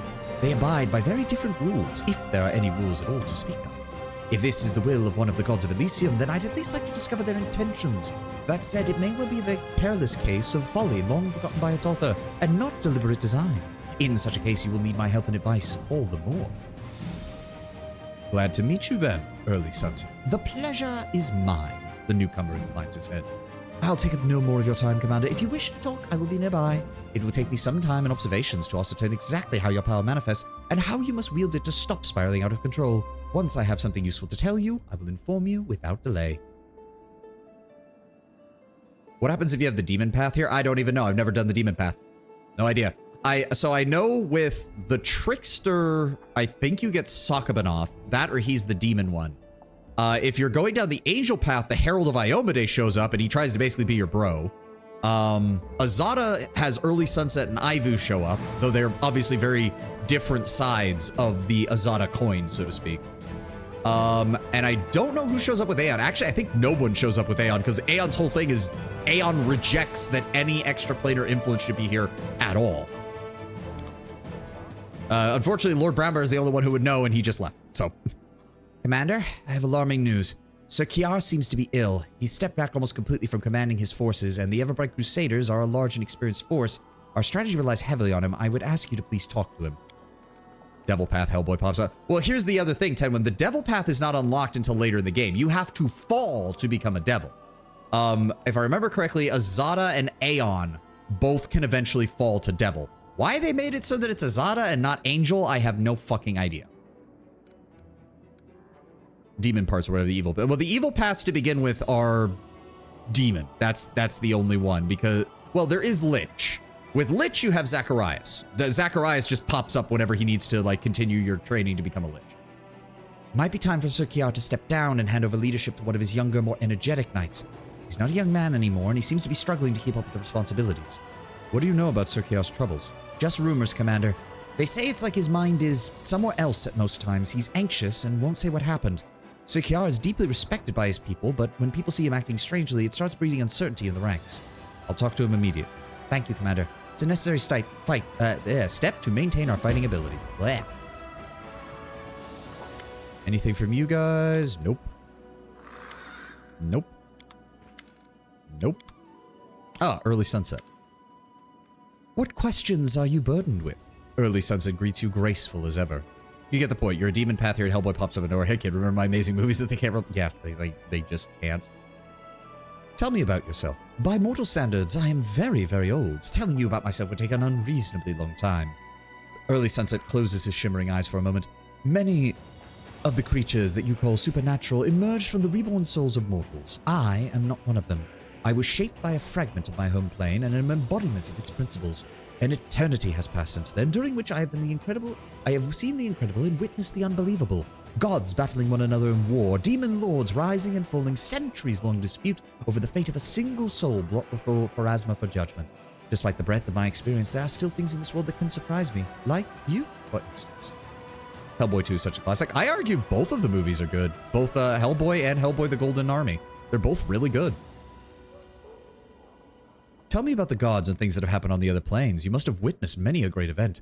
Oh, I have a story you should find most engaging. It is not directly related to you or your current events, but it is quite instructive. It occurred, less than 600 years ago, as time is measured in the mortal planes. For us, it may as well have been yesterday. It began with Aolar, Lady of the Hunt, a demon lord who has since perished. It was her penchant to take control of the body of a recently deceased hero and visit their family and friends to wreak death and destruction upon them in a gruesome manner. Aolar preferred to keep the hero's soul somewhere close at hand in order to make them watch as their loved ones die, unable to intervene. Early sunset falls silent for a moment. Believe me, I take no pleasure in recounting this meaningless violence. It so happened that Aolar picked a righteous Desnan priestess, one that the goddess was especially fond of as her latest victim. It enraged the goddess, and believe me, the wrath of the righteous, roll credits, is much more destructive than that of evil or darkness. Desna stormed into the abyss itself and obliterated Aolar, along with her entire realm, reduced it to dust, scattered her to the winds. When she did that, something most unprecedented occurred. The demon lords, who had lived like spiders in a jar since time immemorial, never missing a chance to bite at one another, banded together in what became known as an alliance called the Coalition of Chaos. I don't recall ever, and I do mean ever, laughing as hard as I did when I heard that name. That said, most of the gods did not see the humor in it. A planar war was about to break out, one that would claim at least as many lives as the Earthfall, all because of a single priestess, her family, and her friends. Thankfully, it was Callistria who wished to right Desna's wrongs. The goddess of revenge revealed her most powerful aspect, sowing discord among the demon lords. The Savored Sting is a true artist in that regard, I must say, and the coalition crumbled. The war never began. The demon lords and their armies crawled back to the abyss, where they belonged without glory. I suppose at least Desna actually did something instead of sitting on her hands. If you feel in your heart that that is the right path, then do not stop. Act as the goddess of the stars did. Elysium. What is it like? It is a plane of contradictions, built upon the ideas of freedom, good deeds, and openness to all. But here is the paradox. If you do not believe in restrictions, and you are prepared to accept everyone, must you also accept those who seek to restrain your freedom and bind you? If you are good and enjoy liberty, must you put up with those who are evil and thirst for power? Will banishing them be considered a restriction of their freedoms? So many questions. So chaotic is the plane of Elysium that its separate parts sharply contrast with the whole. Vengeful Callistria and Golrum, embodiments of endless and meaningless war, rule over Elysium just alongside carefree Desna and the adventurer god Caden Kalen. I must say that one thing Elysium cannot abide is order, but it wouldn't be quite true. It's more that order simply avoids Elysium at all costs. And how is your study of my power progressing? not as quickly as I'd like. I can already tell that the key to controlling your power lies in self-control, believe it or not. You are driven by emotions. It may bring visions of Elysium upon you, or it may turn the rock you stand on into a garden. So far, these manifestations of power have been harmless, but someday you might transform a fortress wall standing between you and an enemy army into a curtain of flowering vines. That's why you cannot simply let things run their course. You must be cautious and prudent when making such decisions, and I will be there for you. I will intervene and advise you if the choice you're about to make is potentially dangerous. Why did you decide to come to help me in the first place? Well, someone had to. Early Sunset, his voice heavy with meaning. Any who wields such kind of power, especially a power hitherto unknown that shifts the balance of the war for the world wound, cannot be left unattended. I mean, as much as I'd like to avoid odious comparisons of a moth drawn to flame, it is true, in a sense. I have been drawn to your light, and so here I am. Farewell, and remember that I am here to help. Here we go. I don't think I need to do anything in here. We do need to check in with people, though. Just head out to the streets. I'm thinking maybe we should just round up the remaining NPCs and get their conversations done with while we're here. Captain O'Don gives you a polite nod. What can I do for you, Commander? Captain, what exactly is your role in the army? I'm responsible for drills, organizing exercises, briefing the officers on all strategies that you approve. Furthermore, I have the honor of serving as the chair of your military council. And what exactly are the responsibilities of said military council? Determines the strategy for the army writ large, enacts any reforms, approves new equipment standards, and makes decisions on all issues regarding military action on the front lines. And tell me about your military career, Captain. My family has lived in Mendev for generations, simple but prosperous folks. Even as a child, I was interested in the study of warfare and always knew I'd end up joining the ranks of the professional soldiery of Mendev. After serving for 3 years as a cadet in the capital, I was stationed at Leswall, where I graduated from the Crusader War College with honors. Only then did I return to Mendev. For 25 years, I fought many battles as part of the various border patrol units. As a result of my service, I was distinguished with command with a promotion to the rank of captain and a subsequent transfer to headquarters. Captain O'Don falters and his expression darkens. He remains silent for a while, then shakes his head and continues. Now that I don't have to do drills, I had the time to focus on studying tactics and strategy. My fellow officers called my desk the archive because it was always covered with manuscripts and military treatises. I have to wonder if this is Owlcat not knowing how military hierarchy works, because I really hate to say it. Yes, captain sounds impressive, and it is a solid line officer, but if a captain has been stationed to a headquarters for a national military, congrats, he's the low man on the totem pole. The only thing he's doing is running and getting the coffee. Like, that's just the case. Some members of my family have been fairly high-ranking in the military, and they've gotten to those ranks, gotten stationed to headquarters, and immediately become the lowest person on the totem pole responsible for the most asinine of shit. So I have a feeling this is Owlcat not knowing how a national military scale would work, because a captain is like a brigade commander. Maybe a battalion, depending on the size of the military in question and how many intermediate ranks they use. I never did become a commander, even though it was my childhood dream, but I was able to become a competent enough officer to be serving directly under your authority. I hope you'll find my knowledge useful. I had the feeling that you've had your share of pain on the front lines, Captain. He presses his lips together. No more than any soldier of my unit. My last post was at Villaris Ford, just north of Canabras. The demons brought flames down on the whole outpost. I'd never seen anything like it. Walls of fire spewing out more fireballs. 300 soldiers were turned into screaming, burning meat. Believe it or not, in the light of that cursed flame, the battlefield was as dark as a cave. The smoke was so thick you couldn't see anything further than your own hands. We managed to hold, but the price was high. I paid mine as well. It took a miracle for the clerics to pull me out of my half-melted armor, and it took me 4 years before I could remain calm near fire. Any fire, even candlelight. I thought they'd written me off as psychologically broken, but instead I was promoted. Apparently in that inferno I managed to deflect a terrible blow and protect Canabras from an attack of a superior force. Apparently we were heroes, unyielding as a rock, according to the Queen. I didn't know it at the time. We were just fighting, burning, and fighting. Given your talk about him, I take it you've had encounters with Karamzada before. Only in the halls of my mind, sir. Back when I was a young lieutenant dreaming in the title of Crusade Commander. And who among us hasn't dreamed of being in your shoes, Commander, at least for a little while.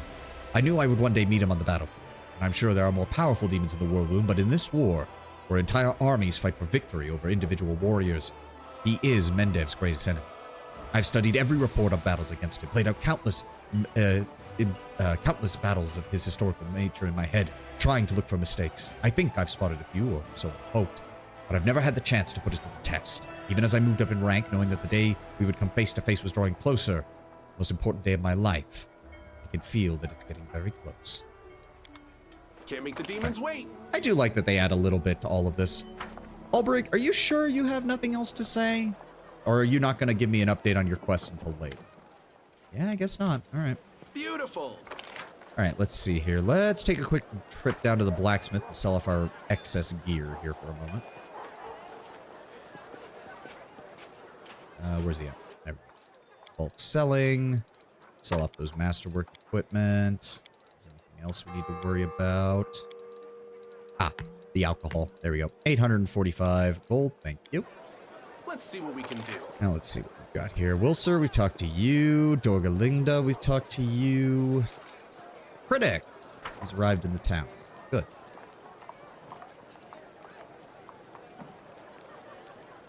Ah, where you at, buddy? Here we There go. you are. The hood of Krennic's cloak is lowered more than usual, and his body is frozen as if he were trying to merge with the wall. Finding one little kobold in such a big fortress couldn't have been easy, but you've succeeded. All right, no update from you I can either. handle it. All right. Nothing from Camellia. Nothing from Darren. Nope, nothing. Wilsir, Arcade, yep, we've been to all that. Lady Konomi, there we go. I don't know why she stands over here just by the gate. Like, Dorgalinda is near where the main merchants are. Captain Odan is in the Citadel. Captain Harmaton is in the barracks, but Konomi just hangs out by this gate for some reason. Lady Konomi is engrossed in reading some kind of letter. Upon noticing you, she frowns nervously, but then greets you with a graceful bow.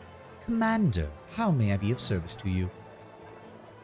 What exactly is your role among the Crusaders? Don't get me wrong, Commander, but I am not one of your soldiers. I serve Her Majesty Queen Galfrey in all things. She sent me to head the diplomatic council of the Crusade and to consult with you on particularly sensitive matters. What is the council, and why exactly do I need it? To solve matters of politics, of course. The Crusade is more than just battles and sieges. It is the largest military project in all of Avestan, funded by the treasuries of more than a dozen major powers, and each one of those powers, in addition to seeking victory of the demons, also pursues its own goals. You know what? I'm going to headcanon that there's a detachment of soldiers from Dracaria from my Kingmaker campaign here, and that they are clad in armor and weapons meant to make them look like dragons, because that would be awesome. The Diplomatic Council will manage this tangle of political interests and prevent the Crusade from losing the favor of influential benefactors, while we're at it ensuring the Neurosian remains satisfied with the state of affairs. After all, for the last 100 years, the entirety of Mendevian politics has resolved around the Crusades in one shape or another. That is why the capital has sent me here, to observe, offer suggestion, and to keep the diplomatic situation under control. So you've been sent to keep an eye on me. Whatever gave you that idea, Commander? I am not an overseer. I am your loyal advisor. I do not intend to meddle in your way and run things, just consult you in cases where the price of error is too high. Please place your trust in me and we will get along swimmingly. After all, none of us here want to see Cheliax or Druma at each other's throats, trying to settle the dispute by using the influence upon us as political leverage, am I wrong? I doubt you would like it if we made enemies in the ranks of the Nerosi nobility who would attempt to undermine your war effort. This won't happen as long as you trust my experience. The Callistocracy of Druma. Oh. A land glutting itself on the wealth of trade, ruled by the high prophet of a strange secular religion that values wealth and trade above any deity. The religion permeates every level of Drumish society as followers of the prophecies of Callistrade favor each other in all business deals. While other religions are tolerated in Druma, their followers rarely go far, as the majority of the resplendent bureaucracy which runs Druma is made up entirely of followers of the prophecy. Huh. Kinda wish Lord Bramber was still here, because I know nothing about these people. Tell me about the Royal Council back in Mendev. What is it? The Royal Council, operating under Her Majesty, is the highest governing body of Mendev. It comprises her most able and trusted feudal servants. It is responsible for day-to-day matters of state, as they are the hands and voice of the Queen. The Council has gathered people from all walks of life, though most are nobles, but many more are citizens of humble origin who earn their positions through their wit. Many are rich, but a fair number of them are of far more humble means. Some are pious and pure-hearted, like Lord Inquisitor Kassori or Captain Jaspar of the Crusader Heralds. Others are more flexible and ambitious. Each of them faithfully serves the Mendevian cause. And what about you, Lady Konomi? She lowers her eyes in a show of modesty. It is unbecoming of a diplomat to talk about themselves at length, but who am I to refuse you? I come from Tianjia, from the noble Kitsune. Like any kitsune, I have always been curious to a fault, and my adventures brought me to the Avestan. Here in your lands, I met my first and true love, politics. Oh god, that sounds horrible. Why would you do that? I've served as a diplomat in the courts of 6 different sovereigns but working for Her Majesty turned out to be the most interesting of them all. Such riveting webs of intrigue and interest are spun around the Crusades and the World Wound. All I'm hearing is, I have no loyalty to anyone. I have no loyalty to any country. I have no loyalty to any cause. I'm serving whoever catches my interest at the moment, and God help you if I change my mind. Yeah, no, I'm not going to trust a goddamn word you say. What were you reading? That is a state secret, but for you I can offer a hint. Every single day I receive dozens of classified diplomatic missives from all countries supporting the crusade. I have a question regarding our diplomatic situation. What is the current situation in Mendev? Things aren't terrible for a nation that has been at war with a demonic invasion force for well over a century. The people are weary of taxes, the army continues to pay tributes in blood, and the noble families are dying out, which breeds inheritance disputes. However, the crown still stands strong, its authority remains high, and the nobles are ready to follow her orders. The royal council, comprising the closest and most trusted servants, governs the nation sensibly and astutely. Suspicious? Yeah, but not in the way that, like, Krennic sounds suspicious because it sounds like he just knows more. Kenobi sounds suspicious because it sounds like she's intentionally hiding things from you on purpose. Why are you so fascinated by politics? Is this something that all kitsune share? Not at all. We kitsune are by our nature predators. Our hunting spirit is still strong, but unfortunately, chasing rabbits in the fields is a rather boring, vulgar, and unfashionable. Politics is a hunt of a far more dignified sort, refined, captivating. Whenever I pick up a quill to write a letter of protest, oh, I feel like I'm ready to go for my praised throat. It is so invigorating. I'm still not so sure I'm comfortable with the Royal Council imposing its will upon me. Do not paint the situation in such a bleak light, Commander. The Royal Council does not seek to hinder you. It merely suggests the most sensible course of action. The members of the Royal Council have been serving Her Majesty for many years and have proven their wisdom. While your attention is focused upon the war, they think about Mendev's future. Listen to their words. There will be peace between you. You're certainly not a soldier, and you're very different from the other advisors that Galfrey left for me. You're right, I am not. Warfare is far too bloody for my taste. I prefer the intricate tapestries of politics. Proposals with double and triple agendas, the clashes of ideologies, the long-term strategization. But they say that war is merely a continuation of politics. Ah, I see that Galarian has its own version of Clausewitz, which is why My duties have brought me to your headquarters. Fair. I must say that kitsune are a rare sight in Mendev. Konomi shrugs. I am a lady of passionate and curious people. We live everywhere, you're just not always aware of our existence. You are not the first to have taken an interest in my race. Your companion Nenio has already interrogated me. A most amusing individual.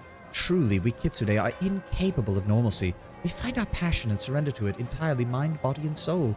Though in your friend Nenio's case, I fear that the mind was lost, along with all common sense. I mean, she's not wrong. Kiar, there you are. I knew you were over here somewhere. There he is. The old crusader looks anxious and disorientated. Yes, Commander. Something happened. Wanted to ask you a few questions and talk to you. About Yarkobelin? As a person, or the glorious Everbright Crusader and leader of our order? Let me hear about your past to start with. The old man scratches at a thinning, fuzzing hair. My life before the order? So long ago. As a boy, I knew there was evil in the world and that I had to do something about it. Try to fix it. At first, I became a priest. Then I saw the Everbright Crusaders. So proud, so pure. And then a man next to me screamed, "What arrogant snobs!" And he was right. We Everbright Crusaders are a bit of an arrogant bastard order. So I thought, why should those invincible snobs couldn't use some help and companionship of a simple and warm-hearted lad like myself? Who knew that years later I'd be the one in charge? Tell me about your order. We are not the oldest of orders, but our traditions are solid. For us, fighting the world wound is not a war, it is a service. We dedicate our lives to it and also our souls. We have high standards and live under many restrictions. We have no families, we drink no liquor, we play no games of chance, we accumulate no wealth, we own no lands, even if we are entitled to them by birth.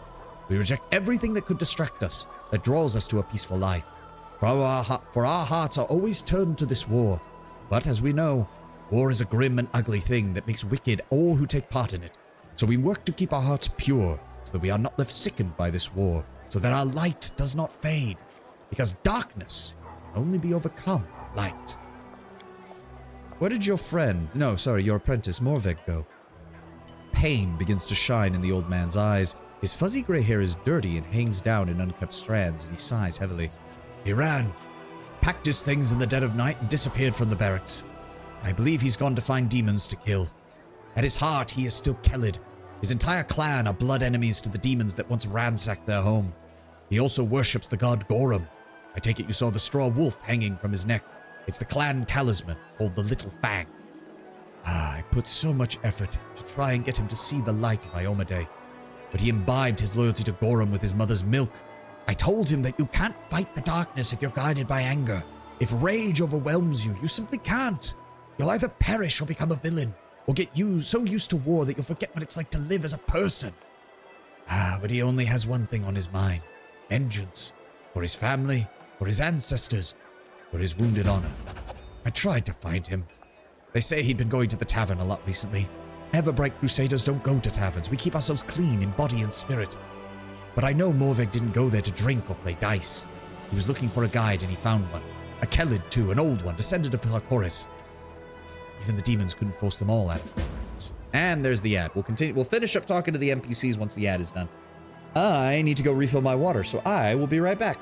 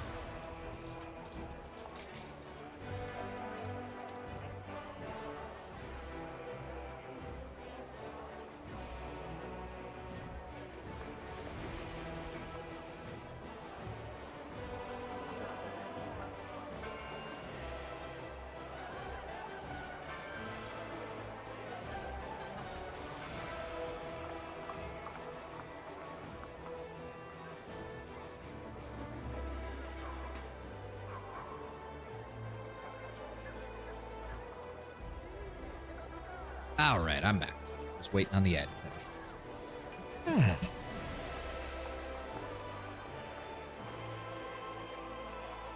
At least the ads do give me a chance to stand up and stretch and do all that, because otherwise I'd be interrupting proper gameplay time. Even though I have played through the ads occasionally.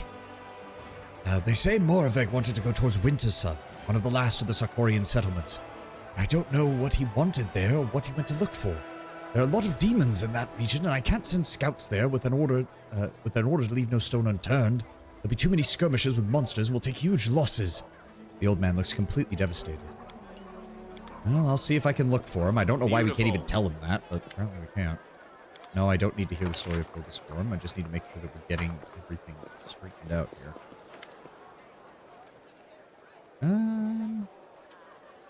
No. Wait, what? Hold on. A fine day to you, Commander. After greeting you loudly, the tiefling looks around cautiously to his whisper. Tell me, is it true that Iomade herself made you the chosen one? I ask because there are rumors among the army, and I've even been offered a tidy sum to procure a few of your nail clippings. Some believe that they heal all disease. It's up to you, of course, but if you want to make some money...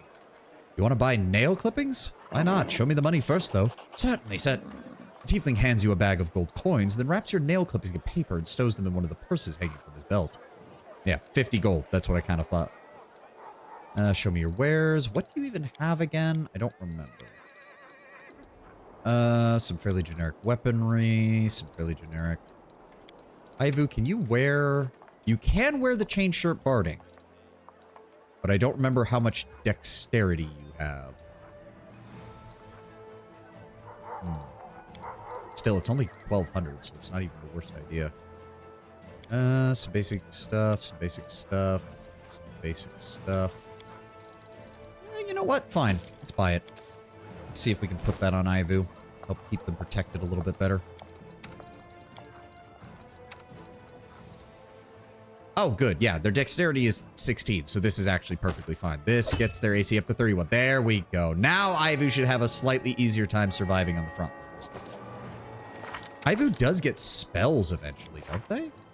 Yeah, she already has cantrips. But she doesn't get spells for a while, I don't think. Yeah, not till almost the end.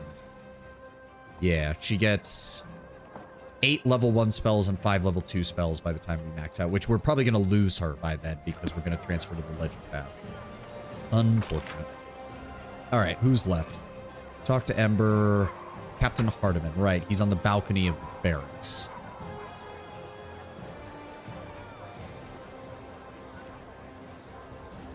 I don't think we can get to the barracks through this side. They closed that off, so we have to go through this side. We can check on Sela when we get there as well. Hello, Sela. You doing all right? Yep, you're doing fine. Into the barracks, and then up to the... Hey, Alon! Oh, he doesn't have anything to say to me. Okay. I think he's on this side? No? Wait, what? Is he above me? I thought he was on top. Wait, is he in front of the barracks? I'm confused. Hold on. I thought he was upstairs. Ow, there he is. Don't know why he's all the way up here, but... Commander. The aged, dark-skinned Garundi man with the sharp features addresses you with a confident salute. Instead of hair, his head is covered in sparkling crystals, clearly identifying him as an Oriad. Captain Harmington, at your service. What are your responsibilities in the army? Enlisting, screening, and training recruits. Furthermore, by Her Majesty's order, I was appointed as the chair of your staff council. As he mentions Galfrey, his voice assumes a tone of deference and reserved pride. Tell me, Captain, what exactly is the purpose of the staff council? In short, we make sure that whenever orders are given, they are executed properly. Our job is to keep soldiers' morale high, so they always follow their officers' commands without question. As for the officers themselves, we look out for any unseemly or incompetent types who would subvert the group's trust. I'll report any staff-related issues to you, suggest solutions, and ensure all directives are followed. And what about you? Affirmative. I hail from Osirian. My parents were caravanners. They knew the entire length and breadth of the desert, fearing no heat, thirst, or wind. They told me that I was born after I miraculously survived a fierce sandstorm, one that raged for 5 days straight, blocking out the sun from the sky. We called those sandstorms harmattides. I don't know if that made me what I am, but I do know that they named me after the sandstorm. I didn't follow in my parents' footsteps. In truth, I felt uneasy about the desert. Among the dunes, I feel like I'm trudging through a swamp. Instead, I enlisted in the army of His Majesty Kemet I. He had just ascended to the throne after throwing off the Kelishite yoke and returning Osirian to its independence. I soldiered in his infantry for a century. I saw and shed no shortage of blood, both mine and that of others. In other words, I performed my duty to my homeland to the best of my ability. But the older I got, the stronger a nagging voice in my heart grew. It kept telling me that I was not fighting for what I should have been. Homeland or no, there was a greater war in this world that meant more than all the others. So I went to the Temple of Ra, made my sacrifice and prayed, O King of the Heavens, set me upon my path. And that same night I had a dream. I was a sandstorm flying above endless lands as if I had a falcon's wings, over the desert, the sea, the forest, directly to the world moon. My God had shown me the proper path, and that was clear that day. I resigned and made my way to Mendif. For 24 years I have served Her Majesty Galfrey, had a good taste of the forces of the Abyss, and then the whole disaster in Canabras occurred and the Queen called for a new crusade. So here I am, under your command. Alright, now that we've gotten all that done, I don't think there's any other NPCs we have to talk to. Good. So we still need to track down the dragon. Did we rest yet? I don't think we rested yet. No, we did not, because Darren is still fucking on death's door. So please tell me he just lets me camp from here. Cannot rest it. Just, yes, thank you. Just teleport me straight to the bed. Please. Thank you, gang. All right, I'm just going to assume that it's doing that. My methods vex you, but you've never been a commander. You do not know what it means to be responsible for achieving a goal and to be responsible for the lives of so many others. You're right. I haven't. But I know what it's like to be responsible for the lives of my comrades. Every paladin of Iomade knows that. Yes, but that's not... Okay, you two are talking past one another. Regil is talking about the responsibility to use lives because it's an understanding that no matter how hard you fight, you will lose soldiers in a war. You are talking about the responsibility of a comrade in arms standing shoulder to shoulder with them, which is a much more close-knit and small-scale responsibility, Sealer. You're both correct... And you're also both not communicating, but that's not surprising. Lawful good and lawful evil often have that problem. Can we just leave from here? That would be much nicer. Actually, hold on. We should check in to see what's going on with the crusade right now.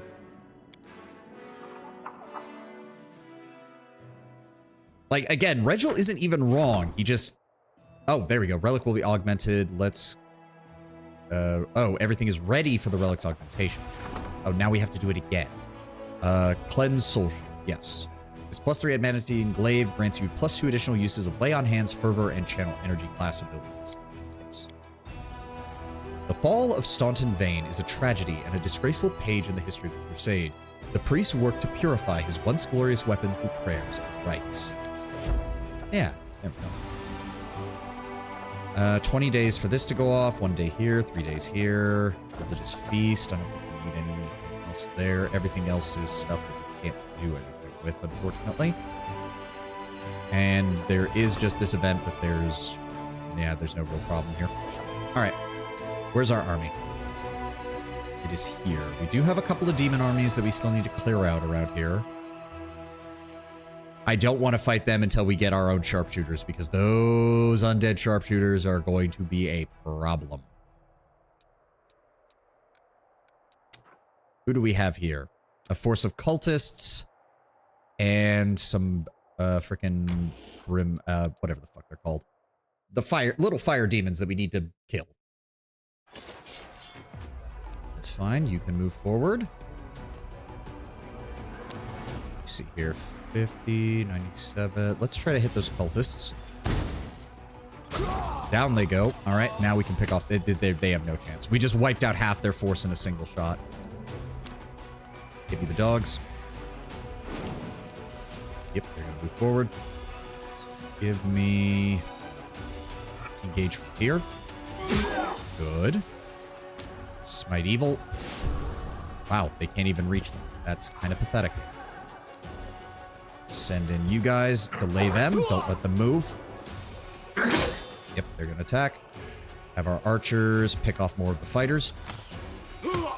Good. Send in the infantry. Nice, they get another attack. Oh, they're going after our clerics. Alright, well, we can finish that off. And engage. Good. Beat them. And send in the dogs. Rip them apart. Yep, 2 injuries, both were handled. Entire enemy army wiped. Very nice. The Crusaders attacked the demon at a precipitous moment when they were trying to sink a stash of cold iron ingots in the nearest sand swamp. The hoard of metal would have been deadly to the Beast of the Abyss and has safely ended up in the Mendevian warrior's care instead. Nice. We still cannot recruit anything yet, unfortunately. What is this? I wish it would tell me. Why can't I highlight? No, whatever. Let me see here. We've got these guys down here. We've got another force of cultists here. What are those, Meriliths? Yeah, Meriliths. And some kind of scythe. Johnny. Where is the center of... I'm trying to remember where stuff is. I think Yeah, Aiz is like all the way over here at the very edge. God, the map moves so slow. There we go. Move a bit faster, please. Thank you. So we have cleared out most of the problems around us. We just need to figure out... Do we have the resources to start building up the stone maze? Because that's kind of our forward operating base right now. We definitely want a citadel. Because that's actually... We need to be able to protect that. And then I'm thinking we go full blow on garrison building. So let's get a barracks, archery range, and then probably a stables after that. We'll need to just, how much do we make? 25 per day? Okay, so it's not going to take that long. It's not going to take that long to build that up. We'll be fine. But what else can our army do is the question. We could push further down and see what else is going on down there. The only other option would be to double back. But...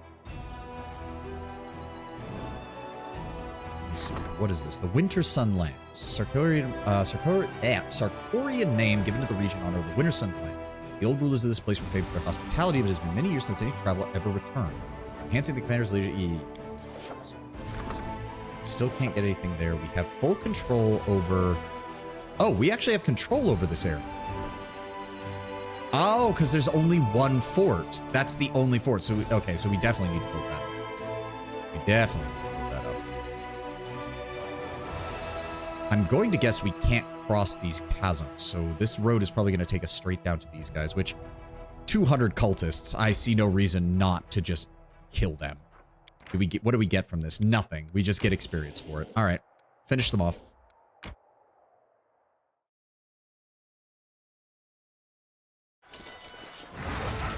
Oh, wait, what? That was not the army that I selected. What the shit? Okay, that's a problem. All right, fireball the rear lines. Let's see if we can... Let's try to take care of the Dretch and the Drachni. Good. Let's weaken the Babaus with ranged fire. Let's get some more units out. Get the dogs. Hell Knights, engage. Good. Clerics, let's go with a Smite Evil on the Brimarax. And one way or the other, they're coming for us. So set up a defensive position. Set up a defensive position. Move forward by one. Send the dogs to go harass the Vescivore Swarm. Summon unit versus summon unit. And he just knocked out half my army. Fucking hell, I hate the Dretches. Fucking hell, I hate the Dretches. Vaporize the Dretches. Ridiculous. Nope, can't do anything until they get done with that bullshit, so... Kill the Babaus. Thank you. At least the clerics survived, so they can focus on fighting the Brimarax. Assist them. Dogs keep weakening the Vescivore Swarm.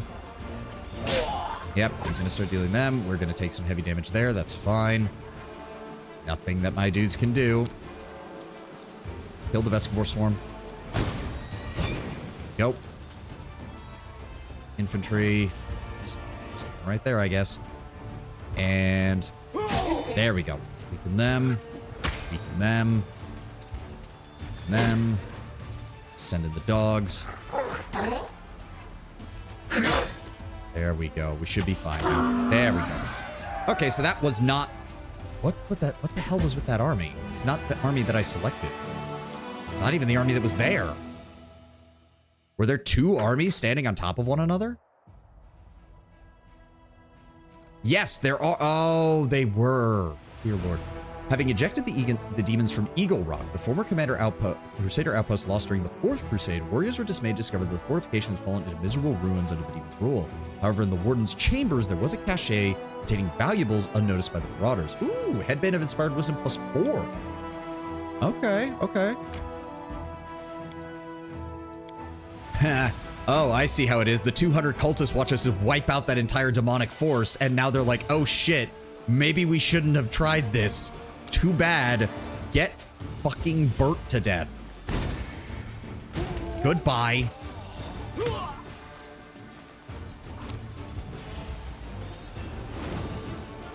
Yeah, sure. Move forward. See how well that works out for you, cultist buddies. It's not gonna go well. Send in the dogs. Run them down. And shoot them to death. Oh, wow. You actually survived that. Shock. There we go. Yep. 180 cultists wiped out without a single casualty on our side. All right, and that was the only army that was approaching us. So if we want... Ooh, I'm not so sure. We might want to wait to have some more magic on our side, because that's a lot of cultists. That's almost 300 cultists backed up by dozens of high-level demons. And I'm pretty sure both the Nalfeshne and the Meriliths can summon things, so we need to be careful with that.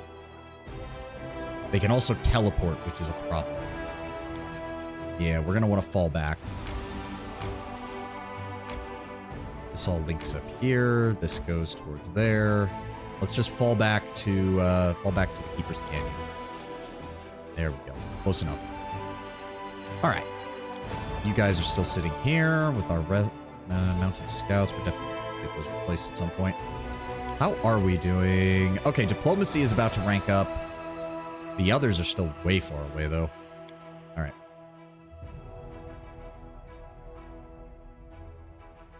Combat AI zombie characters will act according to their AI pattern. Ugh. Do I want to do anything with that, or do I just want to... We did rest, right? Yes, we did. Good.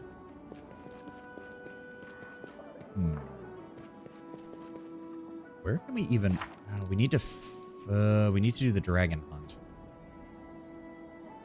Greyboar claims that he has a plan to track down the dragon. The first step is set up a good ambush in the Grimwood Forest. Where the... Wait a second. Wasn't that, like, really far to the fucking... That was, like, really far to the west, wasn't it? Oh, God, it's not going to let me. I have to leave to actually read what the descriptions are so I know where I'm going. And I have to bring Greyboar with me. We don't have a choice in that matter. Who do I swap out? Ulbrig, maybe? They kind of fill the same role, but Ulbrig does so much more damage. Just leave. Maybe Arushale, because Ulbrig or Greyboar. Hold on. Greyboar. Where is he? No, he does not have trickery. Shit. Oh, fuck. Son of a bitch.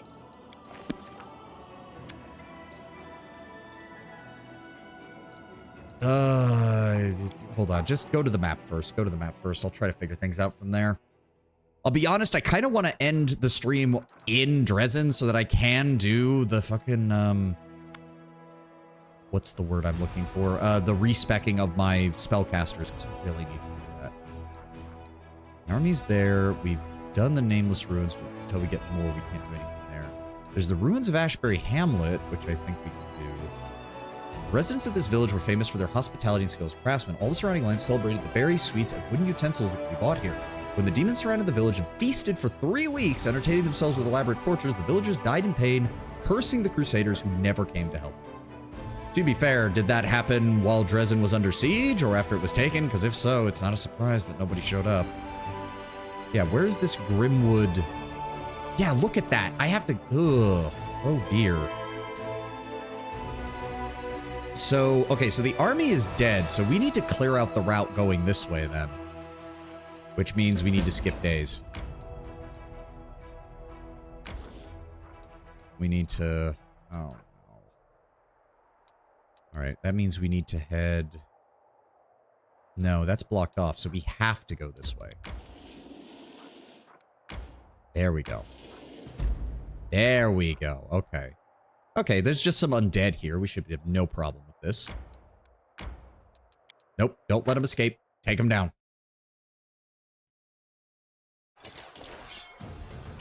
What are we dealing with here? We are a little bit low on energy, so let's just focus on using a Scorching Ray. Zombies can't do a lot of damage, so the whites are the only things we need to focus on. How many whites?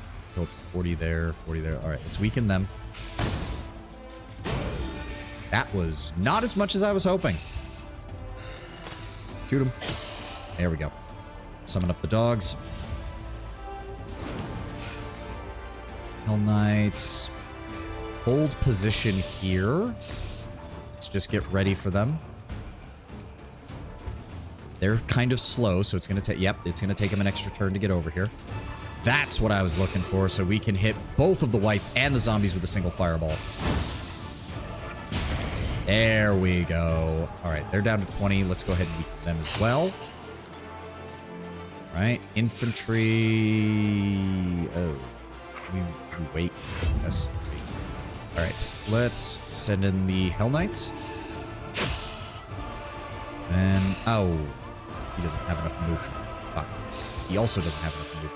All right, send the dogs down to flank. Yep, even 153 zombies just does not do that much damage.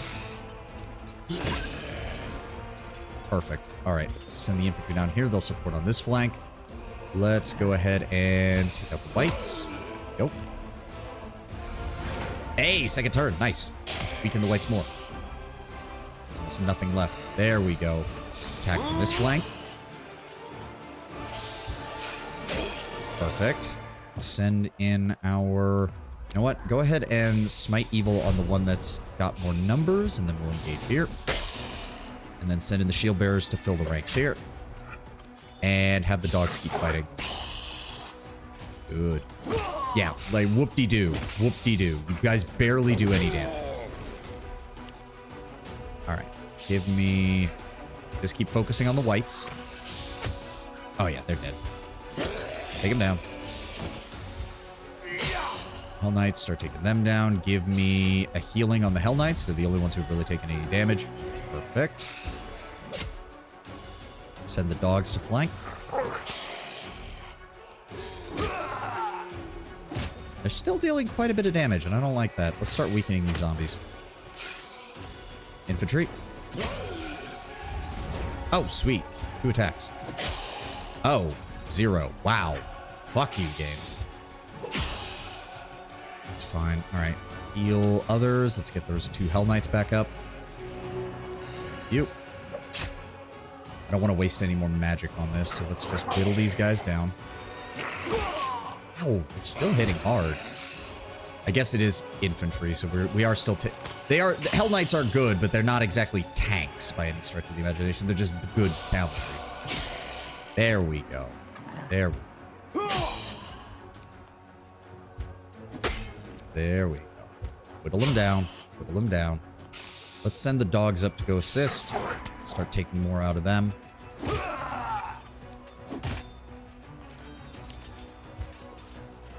I don't want to use any more magic, because we are still kind of low on that. There we go. What are you... Panic? Panic? Why? Oh, that is bull crap. Do that. I would rather have the clerics move in next turn. Ugh.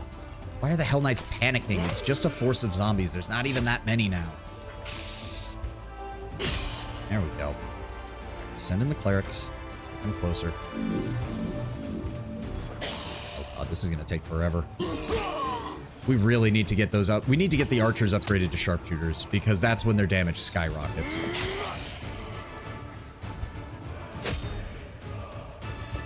There we go. There we go. The clerics are actually doing some decent damage on them.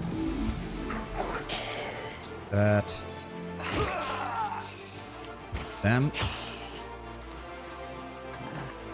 Attack. Christ, we do so little damage with these guys. Here. There we go. And that will allow my shield bearers to also join in. They don't do much, but hey, every little bit helps. Just a mob of zombies that were slowly grinding our way through. Wow, 56 damage. 168 of you did 56 damage. Jesus Christ. There we go. The last of them are down. Some injuries, and we wiped out a huge force of zombies and wolves.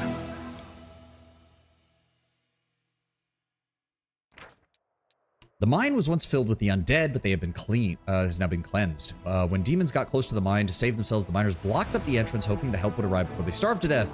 Alas, help never arrived, and those trapped suffered a truly horrible fate. Considering that a third of them turned to ghouls, yeah, it means about a third of them engaged in cannibalism, so that's not very good at all. What is up here? Oh, that is a lot of cultists. We're gonna wanna... Oh, good. We can finally reinforce. Let's go ahead and grab some additional Houndmasters. Let's grab some additional Archers. Let's grab some more Hell Knights. And...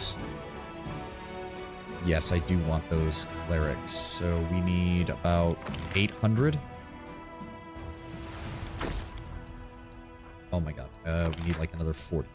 There we go. There we go. All right. You boys, I need you to go meet up with them. There we go. There we go. 18 more Houndmasters, 32 more Archers, 20 more Hell Knights. That's good.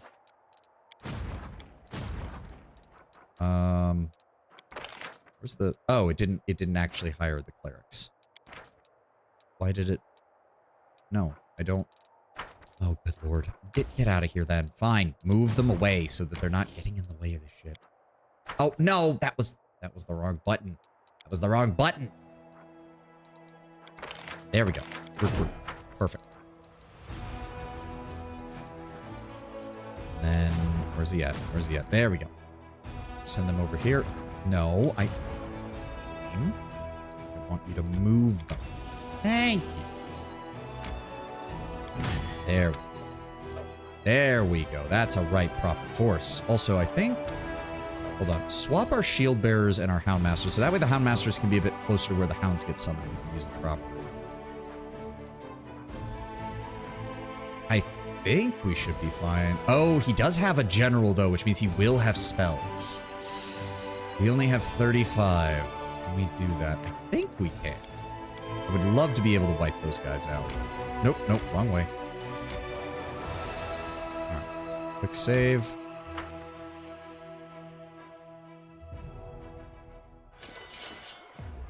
Alright, so we've got Incubi and we've got Cultists. So. Power times 5 to a 3x3 area. Yes, hit the both. 500 Cultists. They lost over 100. And we can finish off the... good. He's gonna get to cast a spell, though, is the problem. I can already tell. Summon up my hounds. And how far can you move? You can move there. Okay, that's gonna make things a bit more difficult. Move the Hell Knights there. That's a lot of enemies, too. They're gonna be able to do a lot of damage. Move up slightly. Send you down here. Who's he hitting? Ow! That was 74. Fuck. Okay, hold on. No. Delay. I want to wait till after the Cleric's turn, because the Cleric will be able to heal her, and we will get more damage out of that. Yes, wait until the end of turn. Move in our infantry. Good. The fucking... oh, the shield bearers are in the way! Fuck! I thought I could... son of a... nope, that's entirely on me. That's entirely on me. Fuck! I really would rather not lose them, but... okay, hold on. Let's try to weaken them. There we go. 175 of them died to that. Good.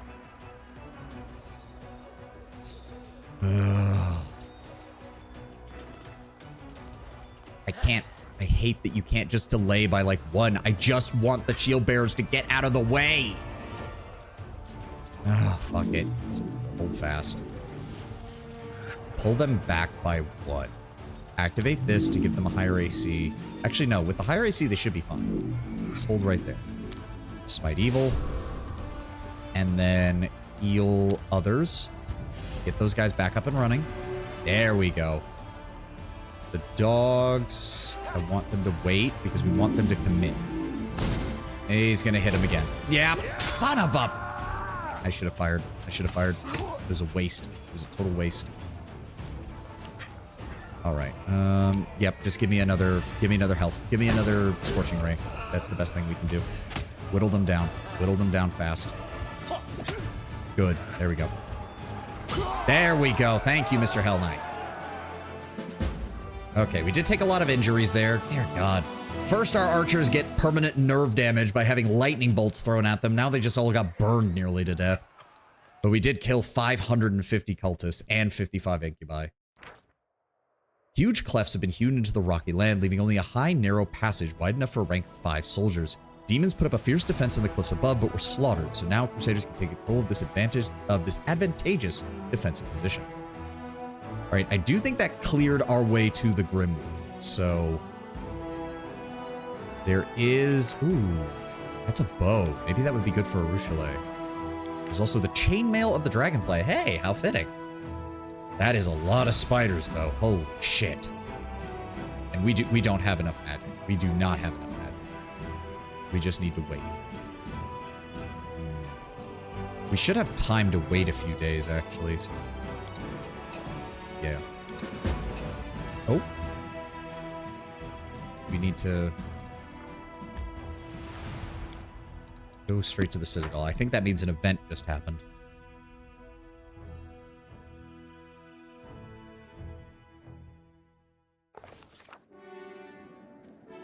Hello, who are you? A Kelid in well-worn traveling robes with a deep hood offers you a respectful bow. His voice is quiet and emotionless. Greetings, Commander. To be granted an audience with a figure of such importance is a great honor. Your victories have impressed and inspired me, which is why I wish to do my part for the Crusade struggle. And who are you? The visitor's quiet words sound like the rustling of pages, dry and impersonal. I am Velg. I am Kelid. My lineage dates back to the clans of Old Sarkoris, and bonds of kinship that have always been sacred to my family. When the world wound opened, my ancestors fled, but they did not forget their homeland. Even before the Crusades began, my great-great-grandfather marched in defense of our people. He perished, as they all did. But my great-grandfather and his eldest sons joined the First Crusade. My grandfather was a soldier in the Second. Our family's warriors have fought in every crusade, and as such our bloodline is now nearly extinct. They say this crusade will be the last, and so I have come, alone, where there is no one else left. Though I am no warrior, I still wish to be of service to you. And how can you be of service to the Crusade? His words, still devoid of color and emotion, run together to form a monotonous, endless stream. For 23 years, I have been gathering documents on Old Sarkoris. They maintain numerous mentions of the history of the Blackwater clan. This clan was beset by demons, as its members had dedicated themselves to creating a powerful weapon against the world wound. The clan needed more time, but no support came from their neighbors, so the Blackwaters were destroyed. But the fate of the clan is not important. What is important, thanks to certain ancient maps, I have been able to pinpoint the location of their settlement. If you go there, you may be able to verify my findings. And if you happen to find a weapon that will help you in the fight against the demons, it will bring me satisfaction and pride. My life, my purpose. Do you know what kind of weapon they were working on? My thoughts on this matter are pure speculation. Some believe it is a blade that could cut down even a demon lord. Others, an artifact to call upon an endless host of spirits of Old Sarkoris, or a circlet that could reverse time or erase planar invaders from reality. The Blackwater clan operated in secrecy to protect their work from spies, unfortunately an ever-present concern with the cultists, and to avoid drawing the demons' attention before the time was right. You speak oddly. His pale, expressionless face twists into a poor approximation of an apologetic smile. I'm afraid I am a scholar. I know how to speak through manuscripts and prefer to express my thoughts using quill instead of tongue. Social interaction is not my area of expertise, so I ask for your understanding when it comes to my rudimentary communication skills. Thank you. We'll put this information to good use. It pleases me to be of use to you. He bows deep. Gather your warband, chieftain. We gotta go back to the ruins of Current Glen. Hold up, hold up. Why do we need to return? You remember that white wolf we saw in the ruins? Every night I've been seeing her in my dreams, standing next to the Stone of Voice. And now let me finish. Ulbrich holds up a finger, apparently expecting you to interrupt him. I know you can't trust dreams in these lands. That's what I always say. But I'm also no stranger to the spirits and their workings. I know the difference between a dream that's been sent from above and one that's sent from my belly after a hearty dinner. By the Griffin's wings, I swear that wolf is a friend of the clan, one of the guardians of Old Sarkoris, just like my Arvar. She's telling me to the stone. We must go to the stone. All right, got my haircut made back in time. What'd I miss? We've been doing a bunch of crusade fighting. Tenwin had some questions about... What was it? When early sunset showed up and he asked what the demon equivalent of that is and what advisor the demon gets. Because I told him that I know the angel path gets the Herald of Iomade, the Azada path gets early sunset, and I don't know what the Aeon or the trickster or the demon get. All right, we'll try to find some time to head to the ruins. I don't really know what we'll find there, but we should start with the Stone of Voices. It was silent last time, but this time it'll be different. I can feel it. Also, we got the introduction to go to Blackwater, which we will not be doing anytime soon, because I remember that fucking hellhole. Darren is in high spirits. He's practically vibrating with energy, and a smile flashes across his face. Savan, how goes your commanding? Is the crusade more heroic today than it was yesterday? Darren, what made you so happy? Trezin, the amazing, unparalleled opportunity has opened up for me. The opportunity to take a bath. Military camps and journeys to the Abyss have their charm. I'll give them that, but the price you must pay is so high that returning to the stone labyrinth masquerading as a city is the sweetest of gifts. The demon gets some demon NPCs that you usually only meet in Book 5. I figured the trickster got Sakabanoth, but I wasn't sure. Our crusade? Last I checked, you weren't exactly thrilled to be here. Of course I wasn't thrilled, but in unfavorable circumstances, a man cannot allow himself to wallow in gloom and despondency. What a man can do is look on the bright side of the whole situation and change his circumstances as much as possible. I, for instance, am certain that I'd be able to throw a rip-roaring party even in the crater of an erupting volcano with my hands tied behind my back. Okay, so what brings you to me? It is a trifling thing. I wish to make a donation to the Crusaders' cause, and it seemed a smart decision to me, because what's good for the crusade is now tightly intertwined with what's good for yours truly. I did have some revenue for my estates I did have to give the revenue for my estates a good shake-up, sent a few couriers scuttling along, commissioned several orders from master craftsmen, but it seems to have worked out rather well. Please, take them. Ring of the Procrastinator, Wand of Cure Critical Wounds, thank you. Scroll of Resurrection, very nice. Thank you. These will come in handy, Darren. Excellent. I was happy to contribute. Good day to you, Commander. I'm honestly shocked that he brought that. Huh. Where is that? Ring of the Procrastinator. The wearer of this ring becomes staggered for the first round of every combat. For the same round, they gain resistance 15 against the elements, spell resistance 25, damage resistance 10, and immunity to critical hits. But only for the first round, which, I mean, that's nice. If your approval with him isn't very high, he gives you a wand of remove disease as if to say you nasty. Darren brings expensive gifts. Fast check the books of the crusade. I mean, he said he got it from his own shit, so I'm willing to accept that as a believable excuse. Yeah, I mean, like... see, it would be one thing if it was like... I don't know, like it literally only works for one round. I guess it's good if you get ambushed, but... quite frankly, most of the ambushes in this game are either a result of you getting bad dice rolls or the game just saying you get ambushed. There's nothing you can do about it, which, you know, that's its own problems. All right. Was there something else I needed to do?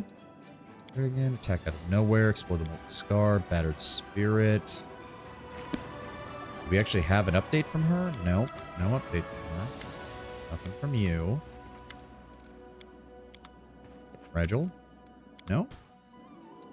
I don't think there was anything else I was missing. Right, we need to hear about Woljif. We still need to build a main stables? Shit, I guess we do. Alright, I think we have the resources for that, or we should. Yep, has been appointed a squad commander in the Vanguard. Okay, yeah, we just need to wait for... Ah, there we go. I want to hold off on this until we get Woljif fully on board and Greybor, because I know they both get attached to one of the councils.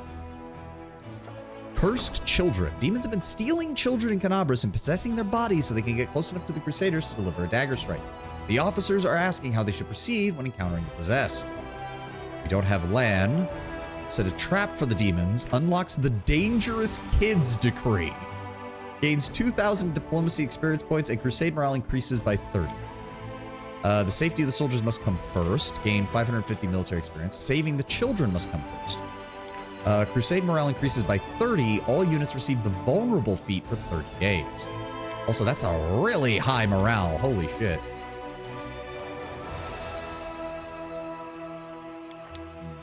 We're going to hold on, because again, we don't have to resolve these right away, so we can hold on to them until we really need them. Strengthening that. Issue decree. I don't want to do that just yet, is the problem.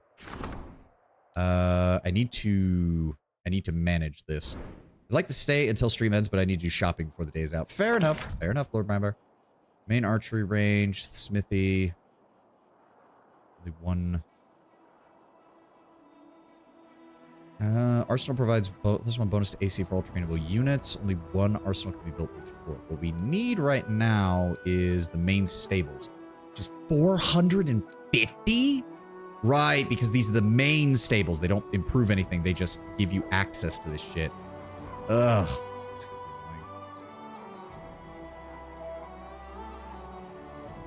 annoying. Alright. Can't build anything like that yet. And everything else is still Saboteur's headquarters. Gives all enemies within the fort's area of control a -1 penalty to speed, a -10 penalty to combat morale, and -4 penalties to initiative. The effect of multiple Saboteur headquarters do not stack, of course. Scout headquarters provides all allied units within the force area of control a +1 bonus to speed, +10 bonus to combat morale, and +4 bonus to initiative. So it's the opposite. Okay.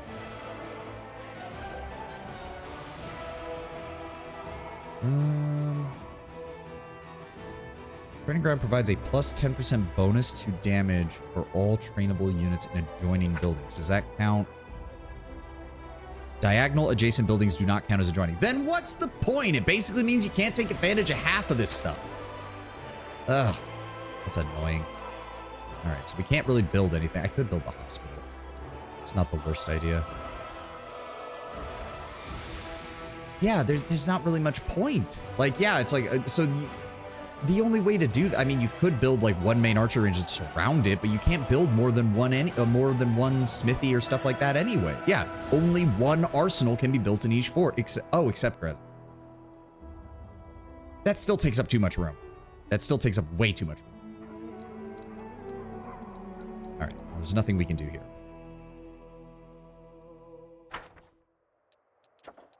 Okay, where's our military forces? They're hanging out. They need to recover more energy. There we go. Let's get that. What was that? An odd supplicant. Some strange drunkard is claiming the commander is obliged to grant him an audience. Okay. The fact.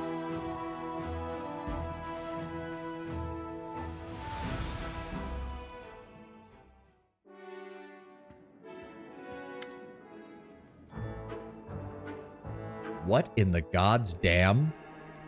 Okay, a mod must have added that, because I'm pretty sure that's Nuber from Baldur's Gate 2, isn't it?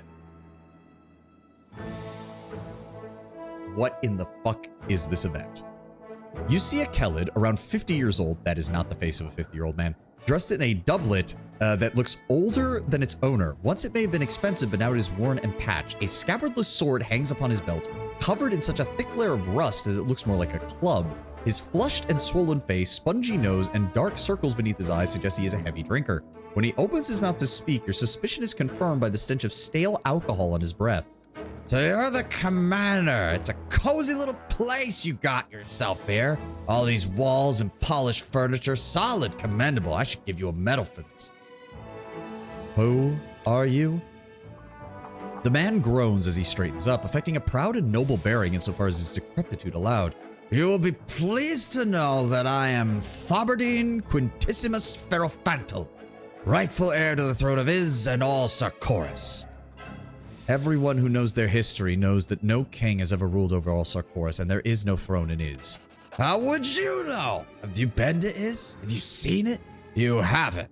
If you haven't, maybe there was one.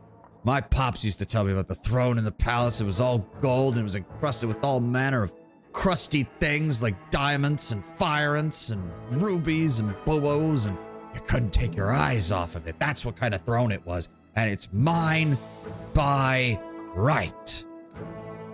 Can you prove your claim to this throne? Of course! We aren't just swindlers, we have evidence. Look. He takes the rusty sword from his belt and shows you the hilt, which features a nearly worn-off golden crest. The grinning animal it depicts most closely resembles a shabby opossum. The royal smilodon is the ancient symbol of the rulers of Sarkoris, and I have a wart on my chest in the shape of a crown. I'm the heir to the throne.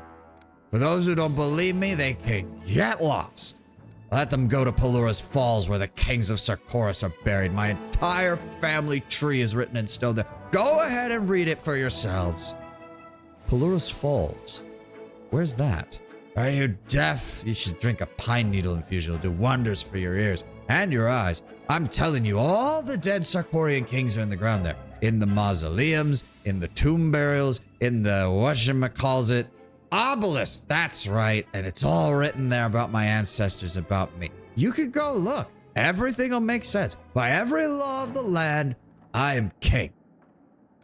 What exactly do you think you're entitled to, Sir Thobardine? We're simple people. We don't mean much. I mean, that's not what we aren't simple people. Not simple at all. We need a great deal. A king's palace, a throne, lands.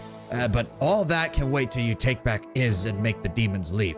As for now, I need a king's residence here in Dresden, a place to sleep, and some hot food. That'd be a start. Yeah, this is part of the trickster mythic path. I was pretty sure. You can only advance this if you have the trickster mythic path.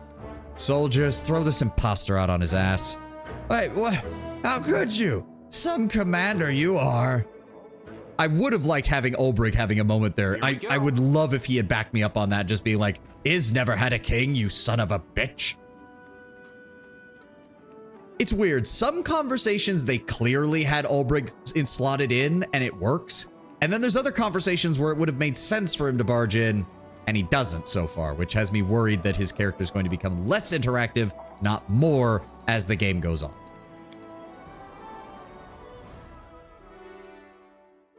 I hope at the very least I can go talk to Olbrich and he'll be like, the fuck? All right. How many zones are there? 1, 2, 3, 4, 5, 6, 7, 8. Yeah, Winged Wood, Lands of Yath, the Wounded Lands, Grey Road, the Wastes, and the Petrified Library. The Lake Lost to the Sun is a mysterious place where the sun never appears in the sky. No one knows what slumbers in the waters, but even demons avoid venturing there except in direst need. Oh, no wonder we don't have to worry too much about them flanking around to our north. Apparently even they don't want to go near this thing. All right, well, our army is ready, and there's kind of no reason not to clear these guys out. Let's... that's a lot of fire elementals. Yeah, let's hit them first. Go ahead and save. There we go. Now, we'll flank them from behind.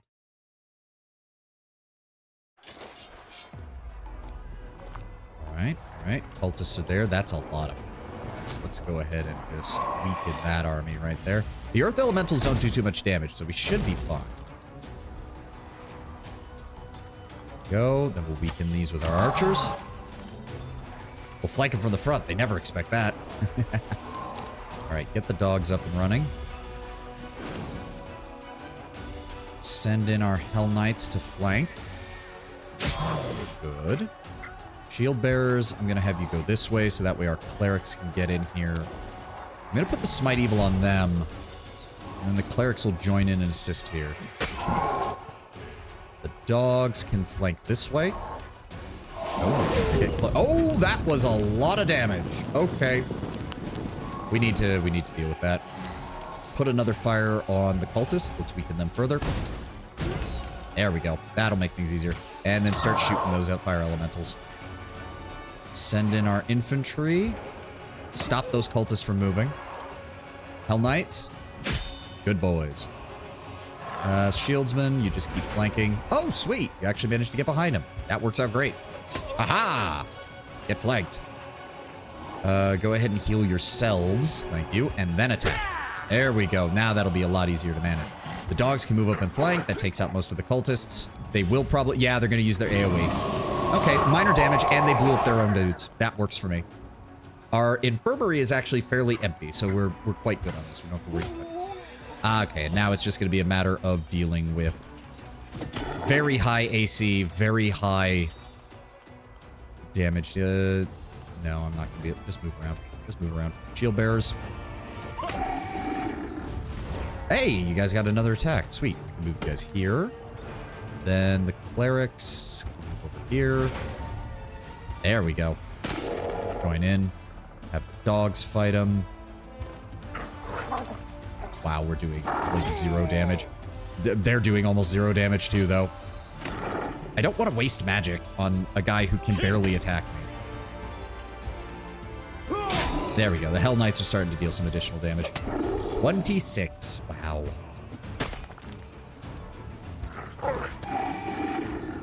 This is going to take a while, isn't it? This is going to take a while, isn't it? Oh, no. Please die. Fucking earth elementals. I don't want to waste magic on just earth elementals. They can't really hurt us. They're barely injured. Like, yeah, they've taken down 1 Hell Knight after like 3 turns.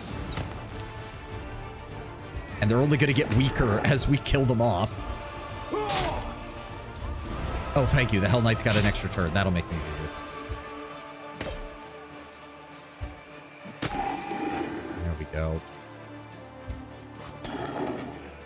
How are the dogs even killing these? Like, you would... I mean, I guess we could magically enchant the dog's fangs and claws, and that would probably do it. Okay, the archers also get another shot. There we go.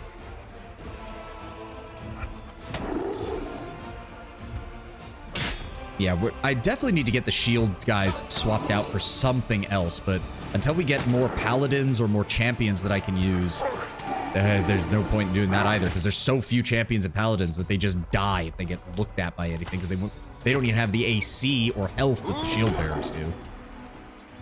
There we go. Finish him up. Yep, some injuries, no problem. 300 cultists, 105 fire elementals, and a whole bunch of earth elementals. That sounds like a siege force, if I'm going to be honest.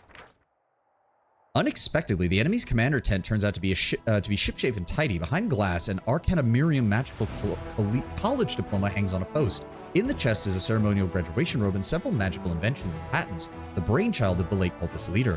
One can only speculate on the tragedies that made him lead such a wretched existence. It's a composite short bow, but that's still not bad. Whenever it lands... Whenever this +3 composite short bow lands a hit on an enemy, the enemy suffers an additional 1d12 piercing damage. Huh. That's actually really good for a +3? It just does that? Like, it doesn't need to confirm a crit or any other bullshit. The enemy doesn't have to fail a abysmally low DC. It's just, no, it just deals an additional 1d12 damage. Oh, and that... Oh, I didn't realize that that fight took all the last of the 10 minutes. I thought we'd have time to actually go after these spiders. But I guess that's going to be it for us today. Okay, so I need to do the respecking because I need to get our spellcasters to a proper level because none of them feel like they're working properly. And right now, the only person we take is Darren, and all he's good for is healing and support. So thank you all for being here. Thank you for joining me. Let's go find somebody to raid real fast, and I will let y'all go. And I hope you have a glorious rest of your day. What have we got here? What have we got here? Let's see who to raid. Who is on right now? Who is on right now? Do, do, do, do, do, do.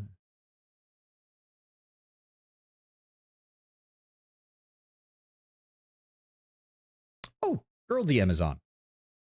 What's she playing? Oh, she's in Night Rain. Okay. That sounds good. Who's she playing with? Rachado and Vantipro. If she's allowing raids, yes, she is. Good. We like Girl DM. She actually complimented our design. She does good stuff. Also, she's using her chibi avatar today, which is adorable. Although her villainous avatar is just very well done. But thank you all for being here. Thank you all for joining me. I will see you all tomorrow for more Wrath of the Righteous.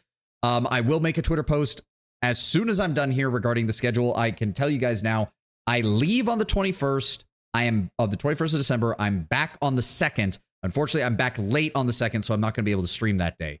But we will get back to our normal schedule as soon as that is done. I might do a surprise Saturday stream when I get back, just to try and compensate for the fact that I'm going to be gone that long. But I will keep you guys posted. I will make an official post after this. Thank you all for being here. Thank you all for joining me. I will see you tomorrow. Have a glorious rest of your day, guys. Have a good one. Bye-bye.